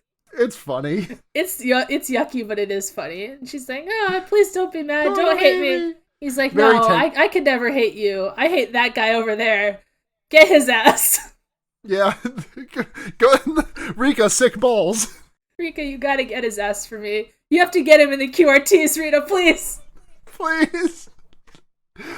Please, Rika, curse his ass on Jujutsu Twitter. Rika, ratio that fool. Rika, you gotta kick this man's butt. So she gives him a megaphone. Don't ask me where they got this. But it has the Inumaki clan symbol on it. And Geto says, wow, the Inumaki clan symbol. And he says die in the microphone, in the megaphone. And all the scorpions and green babies that have been summoned perish instantly. Yeah, they explode. We can't explain this one, folks. He just has a megaphone with the Inumaki clan symbol on it. I guess it's gay subtext. Rika was holding it. She was just holding. Where'd she get it? They, like, speak like it's, like, their secret weapon. Like, Rika, give me that. And she's like, here you go. You mean that? A cool megaphone. And then it dissolves, never to be seen again. Yeah. He put too much power in it, and it melted. Yeah. He's like, damn, that was hard. Youch. Inumaki's so epic. Inumaki's epic. Damn, my friends. And Geto's like, wow, Rika gave him a cool power? I want that power, too. So they do more fighting. Now we cut back. Yep. This is where Ejiichi finds the guys hanging by the neck. Yeah, many jobbers in suits have been killed by two 15-year-old girls. Yep, owned. He's like, your baby, why are you killing? Why are the windows have no curse technique, right? Like no curse energy really to speak of, except for like the low level required to see curses. Yeah, they can make see curtains. curses, they make the veils. Why are they here? Well, they're like running messages and stuff, it seems like, right? Yeah, okay. Yeah, that makes sense. That's what they were doing. That's what they do in Shibuya. So Juchi's like, Shibuya moment. What are you babies doing here? And they're like, Geto said so, and he saved us, and we love him. So, check yourself. You know. Yeah. They have there's much more of this in the movie than in the manga. Right. We do get some clips lifted from the manga arc that comes right after the end of the first anime season. So there's two little baby girls, and they're being beat up, and they're being kept in a cage, and a young Geto finds them and goes sicko mode and saves them. Mm-hmm. Quite nice of him. It's pretty sweet. They're his kids. Yeah. He adopted them. He found two free kids, and he said, "I'm evil now, but actually I'm nice." When you think about the timetable of everything, this being 8 years after the Gojo Geto incident. So they were like 7. They were 7. It's not great. Babies. They were baby. He found 2 baby. So Nanako like fires up her phone technique, which isn't really explained at all, but you can see like her cursed energy is like around the camera of her cell phone, her smartphone. It goes boing. Yeah.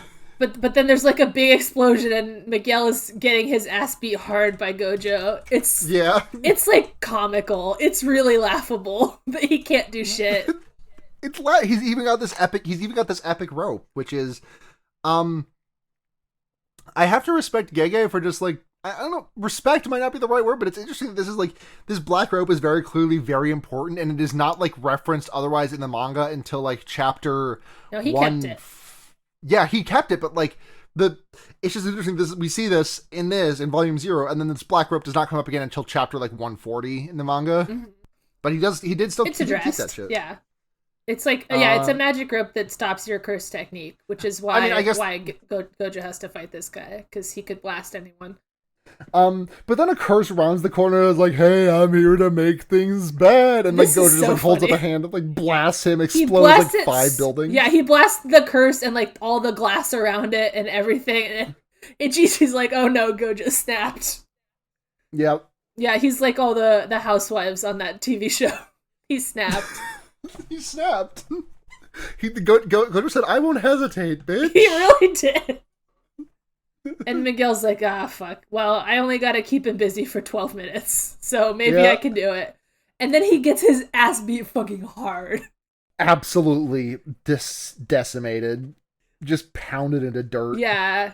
He's like using the rope to like grab transistors and like power lines and like try to throw shit at Gojo, and he's just like limitless blasting it away and doing a bunch of hand-to-hand all over his ass. Just like teleporting all over and flipping. Yep, instant transmission, Sans Undertale eyes. It's great. It's really good. I think even if you can't see the movie, that this part is in some of the trailers. Yeah, He just just go watch the trailer a couple of times. He You'll just enjoy goes it. nutty on his ass completely. Yeah, and it's great. after the whole scene, he's like, "Okay, 10 more minutes left." God, it's good. Is this when Nanami scene is, or is this when we cut back to Jujutsu Tech and Worm barfs up Playful Cloud? I think that we go back. Yeah. Okay, so yeah, Walmart the Worm barfs up Playful Cloud. This is Playful Cloud, right? Yeah, like yeah. It's not. Is it listed as? Yeah, because they mentioned something about like getting it back on the night parade of 100 curses. Yeah, or no, something in the show. it is for sure. Yeah. Playful Cloud confirmed. Ghetto's like, I guess if you have like AoE attacks, I'll just have to 1v1 you. Makes sense. His hand-to-hand is nutty for sure. I really like the way they animate the use of Playful Cloud. Yeah, it looks great. He'll block Rika and Yuta like at the same time with like 2 different sections of the staff. Yeah, he like catches the sword in between the staff. Yeah. And like at some parts he's like just using the middle and the rest of it is dangling. It's all really cool. Yeah, it's slick. He's good at hand to hand. What can you say? He's nice with it. He's so nice with it. What else is there to say? He's an amazing man, you know. And maybe he made some points. Yeah, Yeah, they're like doing a bit of psychological debate during the fight too, where, Ghetto's like, you should protect people, it's not fair, blah blah blah. We're superior to them, so why do we have to blah blah blah? You think you're a god? You're acting like a child. You're actually missing the point. I don't want to be a god. I just want to be like separate and safe or whatever. Yeah. So I do like this part where Ghetto like almost beats Yuta's ass into the pavement, but Rika like grabs him and runs away. Yeah, it's nice. It's a cute little reset. She uses rescue on him. Yuta like backs up, stances up, and puts all the juice he can into his sword, but it fucking breaks on him. Yeah, this is another teachable moment. Yeah, Ghetto's like, "Oh, you shouldn't do that. If you imbue something with too much Saturn percentage teach you anything? You have to imbue it slowly, or it'll explode." Yeah, he says only a little bit at a time, and then his face gets scrunched with a fist. This is a black flash in the movie, which is fun. Yes, I forgot. That's because it's not that in the manga. I don't think Black Flash is invented yet, but it's obviously like it's a good moment to put a Black Flash because it's a very powerful punch. You would not believe how fucking hard I popped for this moment. It was great, yeah. I again double fists in the air. Ghetto's like, damn, the kid's not bad. He's nutty. But he's like, I don't fucking know shit about this. I don't know anything. I don't know about the society or anything. Yeah, I don't know anyone, so I haven't read any material on the subject, so I'm not sure if you're right. I have not yet read who is the Jujutsu Society equivalent of Immanuel Kant? I need to read him. No, I don't know, but who is your Maslov? Please direct me to your Maslov. But for me personally, if you're right, that would suck for me because you'd kill my friends and I wouldn't get to stay with them. So I'm gonna have to say that you're wrong, and I have to be able to believe that I can have a life. So you're wrong, and I like that Ghetto's like self-affirmation. This is one of the more important things. So I believe that you have a right to your opinion. He's a good teacher. What can I say? And then when do we cut to Nanami? I think for it's right after this. Okay. I think when he starts firing his laser, when he starts charging his big laser, is when we go back to Nanami. Because he's like, I have I have a special grade curse here. It's Tamamo no Mae incarnate. And she has toes. Have you heard about this? I'm not familiar with Tamamo no Mae whatsoever. Does she have finger toes? Is that her thing? Yeah, she just has. Well, I mean, I don't know anything about the legend of her, but in the movie, she has like toes out. She does definitely. She's got like long toes. Yeah, in the she's manga. got big long toes. It's so funny that he like explains and summons a big strong curse and does nothing with her. Right, he just like he also pulled out Uzumaki, which gets translated as maelstrom. Yeah, I thought that was like fine. I guess Spiral is not like very threatening. Yeah, I guess so. I guess I'm surprised they didn't just. Yeah, I thought they would just leave it as Uzumaki, but whatever.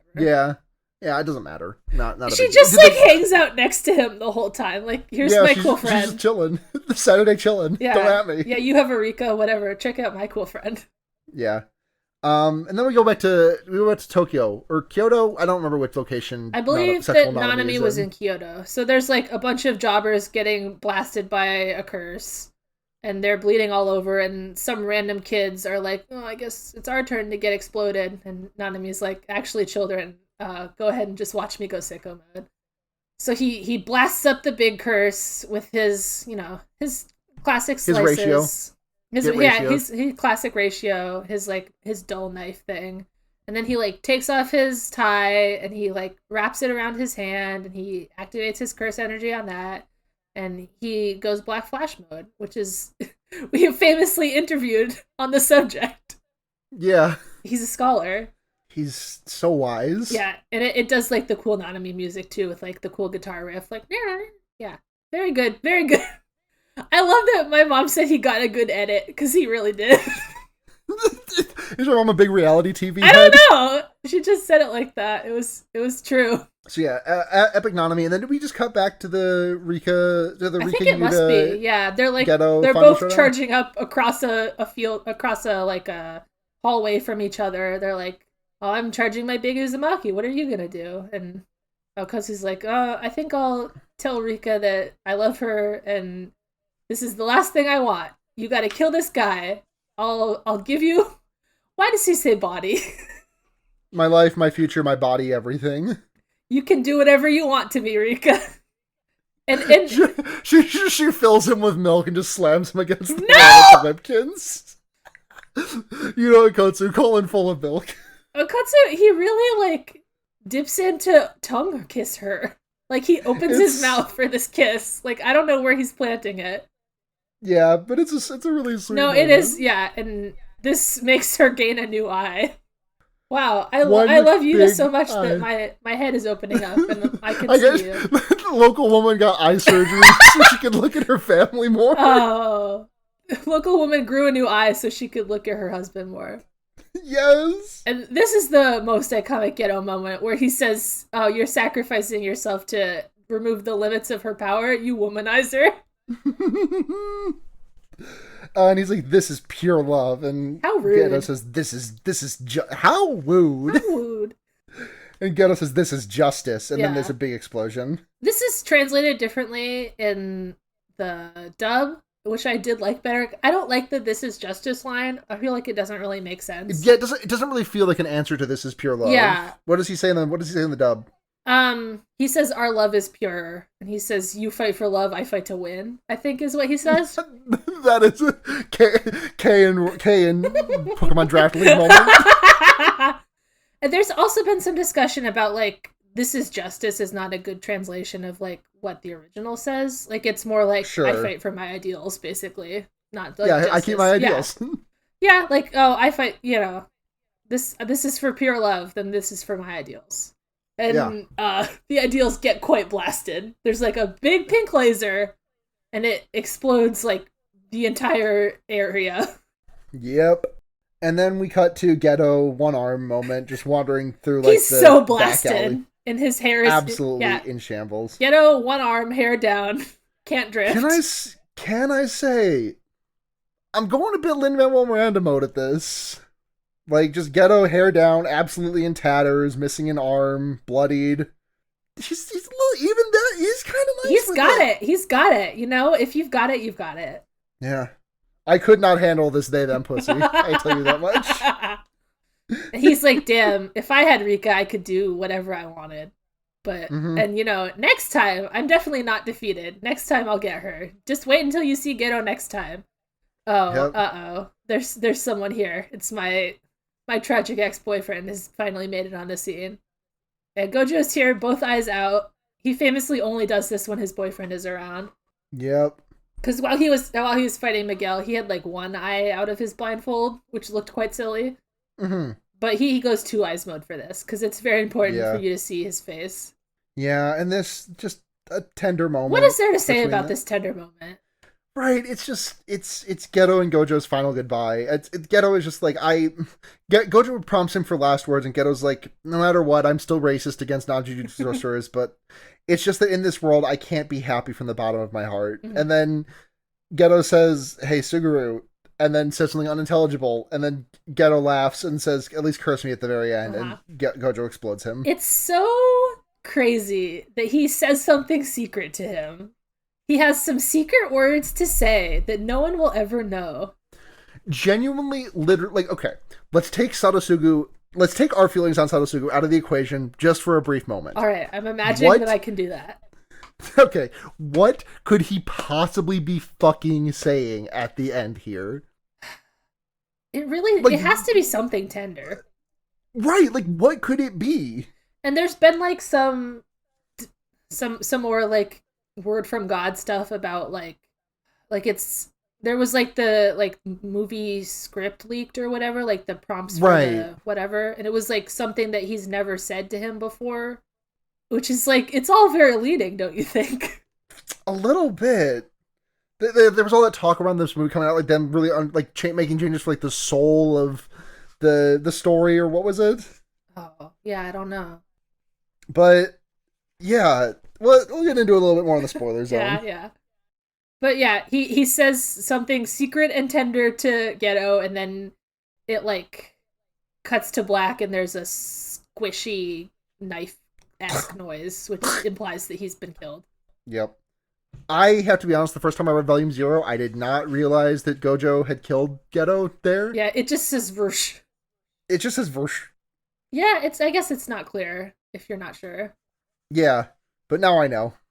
Yeah, he's been quite killed. That man is. So, you know, it's really interesting case. So what does that mean about the guy who is Geto in the anime? Oh, because Geto's dead. But Geto's alive. But he looks a little different in the anime, doesn't he? Because he has like some scar on his forehead. Well, he just that's a tattoo. He wanted to get it so that Mahito didn't feel weird for being the only Stitch face.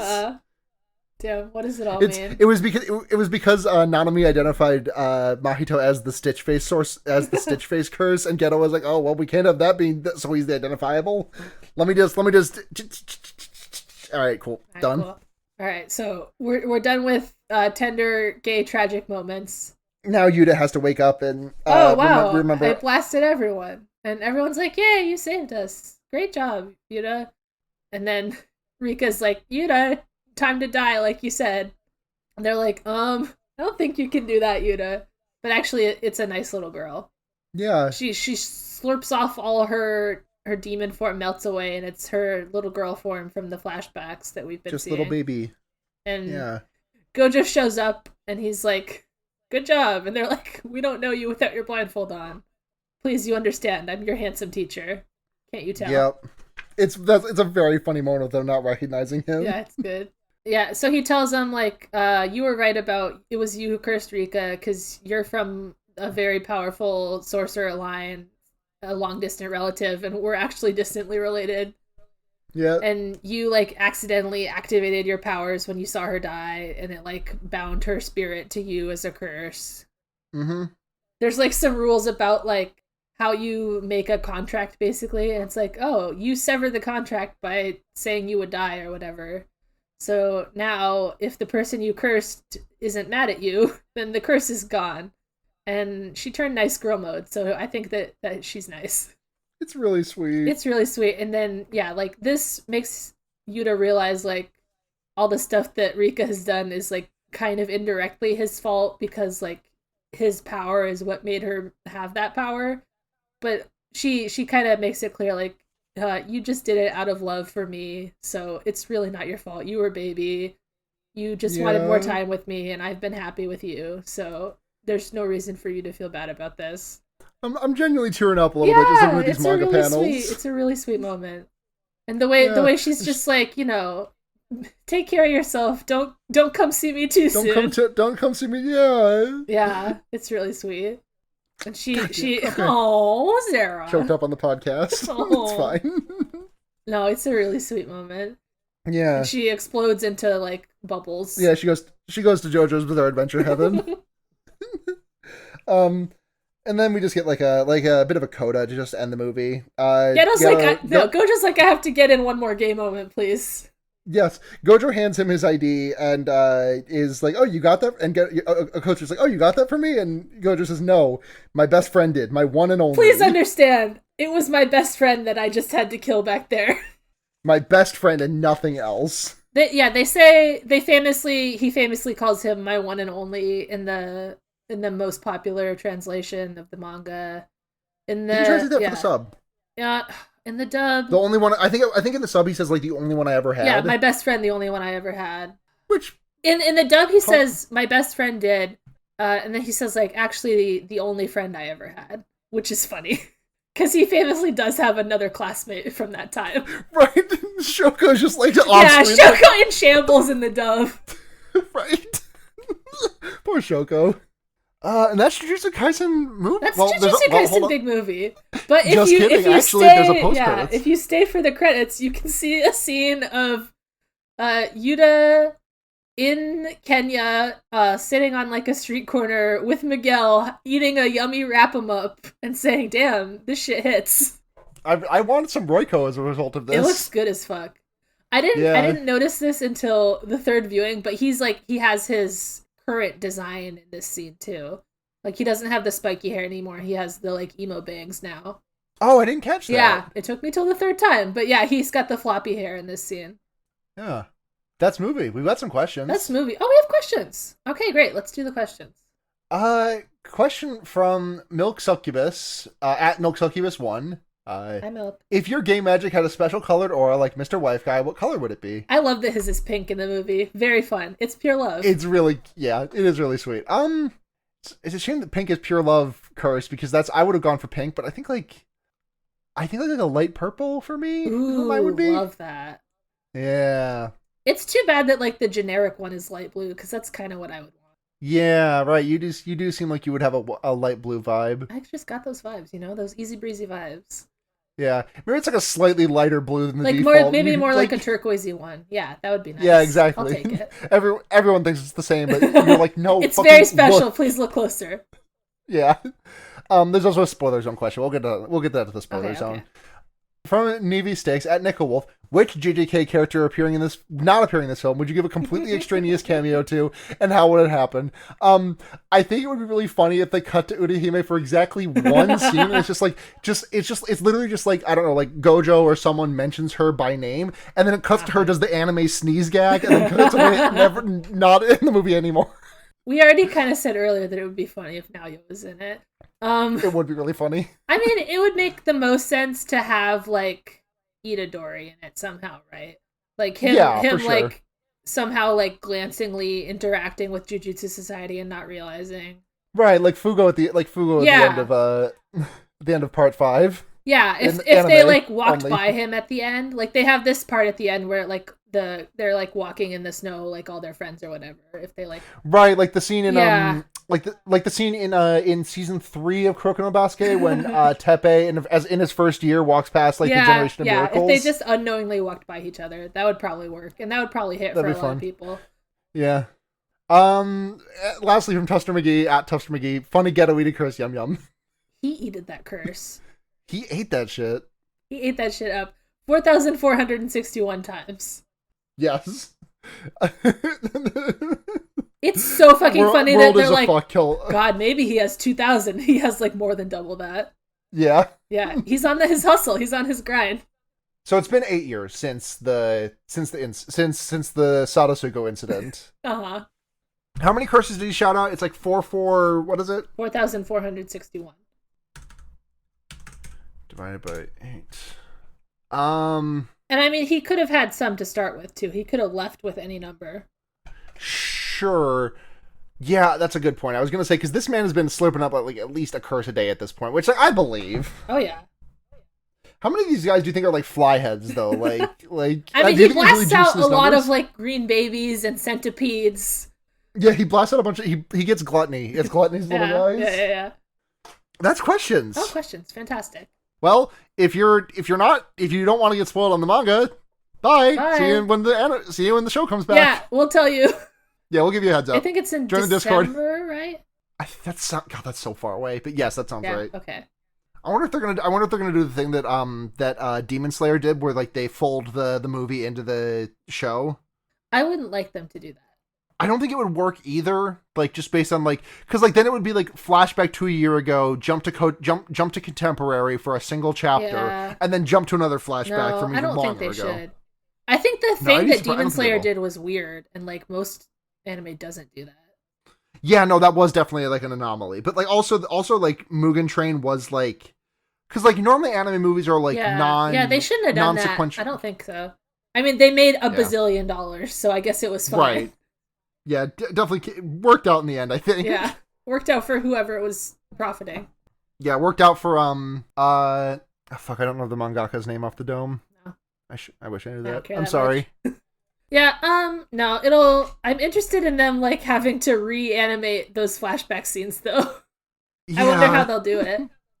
Maybe they're just gonna like literally just like drop those scenes animated in like verbatim, like just rip them full cloth, drop them in the like the scene of them in the crowd, like that has too much pre and post. Yeah, it's not really like a real scene. Like it's moment, clearly right? a flashback. It's remembering. Yeah. Mm-hmm. So they'll have to animate it again, and I'll see some gift sets of the side by side. That'll be nice. Yeah. Anyway, spoiler zone. Spoiler zone. Okay, so what the fuck? What do you mean? What the gay fuck? Little men? Oh, gay little men. The gay little men on my TV? More likely than you think. They're just fucking gay. I don't want to have to wait another 8 fucking months for Young Boys Gojo High School arc. The high school arc is gonna be so fucking good. We're gonna die, Kay. I didn't get close to crying about them watching the movie, but I will for the TV show. Absolutely. Yeah. No way in hell we don't. God. Oh my god, just the them of it all. It's really a them of it all. The way that they both feel that way too, like them both like looking at the sunset like that, it's too much for me. Are you kidding? After 8 years? He just smells his sniff and he's like, oh, that's my guy. That's my guy. I know that smell anywhere. That's my guy. My best friend, the only best friend I've ever had in my whole life. And he turned around and he said, shoot me if you want to shoot me. And I couldn't shoot him because he was my best friend. So I had to fire my gun up into the air and go, ah. God. Yeah, it hits. It really does. The thing I wanted to talk about earlier that I bumped to the spoiler zone was the thing that Mimiko and Nanako talk about. They mentioned something to Ajichi about it. Like, you guys don't know what it's like out in the sticks for sorcerers. They jail us up. They treat us like pariahs. And it's like, I'm very interested how that squares with Kugasaki's history, because like what we know about Kugasaki's past as far as like we have some stuff about her as a child, like her personal life in that town that she came from. But like we also know that like she was exercising curses out there as well, because like there's mentions of it in that episode 3 where it's like, she's here now. She's had experience out in the sticks, but now she's here in the metro area where the curses are a lot stronger. So, and I'm not like I'm not in disbelief that there are like multiple villages with like different takes on Jujutsu. I'm sure there are some that are like, oh yeah, like Jujutsu sorcerers, like there's a long tradition of them in our village or something. But I'm sure that's the case because Kugasaki's grandma is shouted out a couple of times. Yeah, it's her Gam is probably like a village respected source or whatever. Definitely. Like an elder. You can't really shun an elder in like... Yeah. and I'm not trying to say this is a plot hole or anything, or like that Mimiko and Nanako just, it was bad. It was because it was a bad scene for them. It was pretty bad out there. I'm just curious. It's just making me all the more curious for when we inevitably do get backstory about what Kugisaki was up to before she came out, besides the gay moments that we got in the chapter where her face exploded. Yeah, I do imagine that there'll probably be like some sort of down low thing where she's like pretending to like be like a mystic woman and she's actually like a Jujutsu sorcerer or something like that. Yeah. Yeah. It's just got me thinking, I'm just excited for Kugisaki to come back at some point. Well, I mean, she'll be in the next season. Yeah.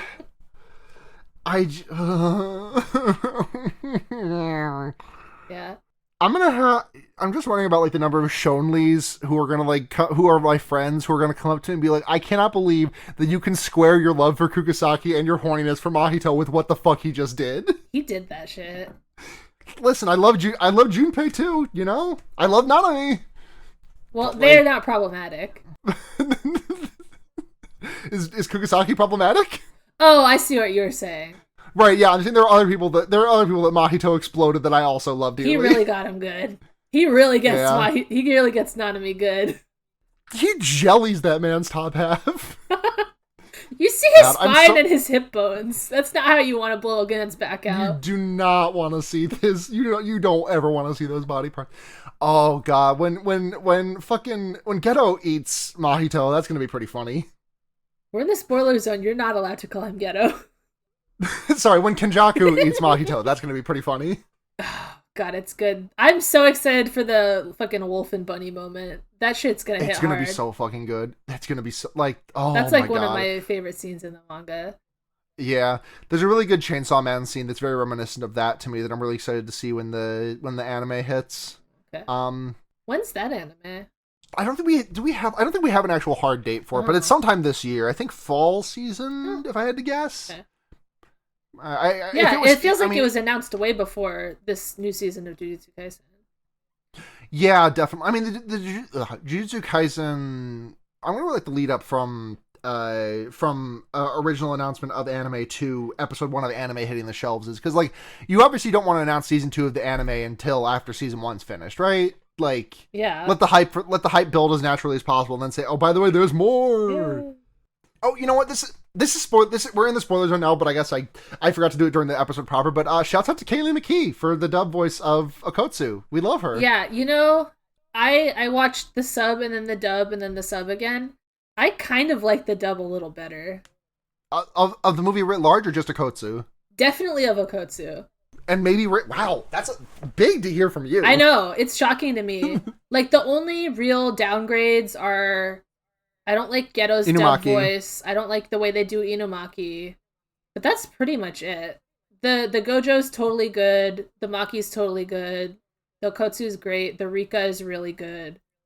I just can't believe what a fucking ridiculous week Kaylee McKee has had for this, because like one of the most hotly anticipated anime movies of the fucking recent memory, like, and then also like a massive the final character in a season of DLC for like one of the biggest fighting games, and also this character is like, hey, we made this character non-binary in the 10 years it's been since this character has been in a game, which is just like, that's just epic. I'm just happy about that. Definitely. Guilty Gear was real genders for me, so I'm really happy that's coming full circle. And I know it's the same for a lot of people. Like, it's really cool to be seeing it coming. But yeah, shout out to Kaylee McKee. I'll have to check out the dub when I get a chance. Yeah, I think it was great. I definitely, because anime will do this a lot of like, they'll pick like, for the teen boy actor will be like an older woman or whatever, and they'll just do it kind of whiny. So like in the sub, I don't really like the way they did Okotsu so much, and it doesn't really square with like his character development.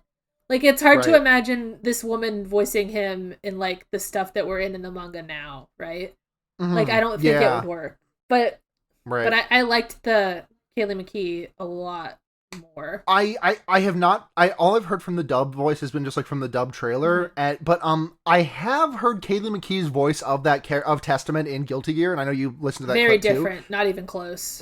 But I think we're gonna get a little bit closer to that Okotsu when he shows up in the anime proper.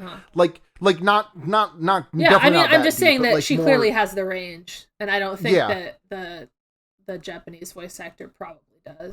Who was Okotsu's Japanese VA? She famously did like another. Megumi Ogata. Yeah, I think she like mostly does like scared boys.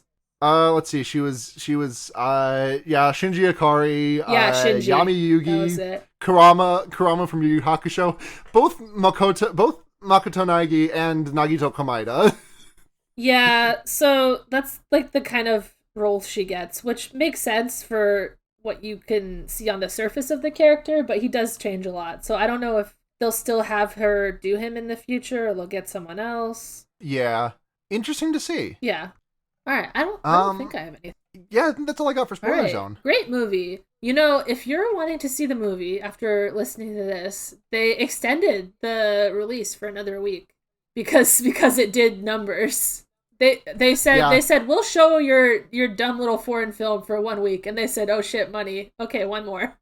I'm just gonna take a quick look-see and see if there's any Volume 0 Tale of Love and Curses on certain websites. I haven't seen it yet, no. Yeah, me neither. Oh, well. Well, I'm sure there'll be a non-theater way to watch that movie soon. Yeah. Hopefully. I don't know. Maybe not. How long did they fucking take to get... Like, at least there was a US release of this, but like also Demon Slayer movie came out like right during like the real... Right? It came out like during like the real peak of COVID, right? Like, I don't think so. I think it was before that. Was it? Let me see. The movie came out in October of 2020 in Japan.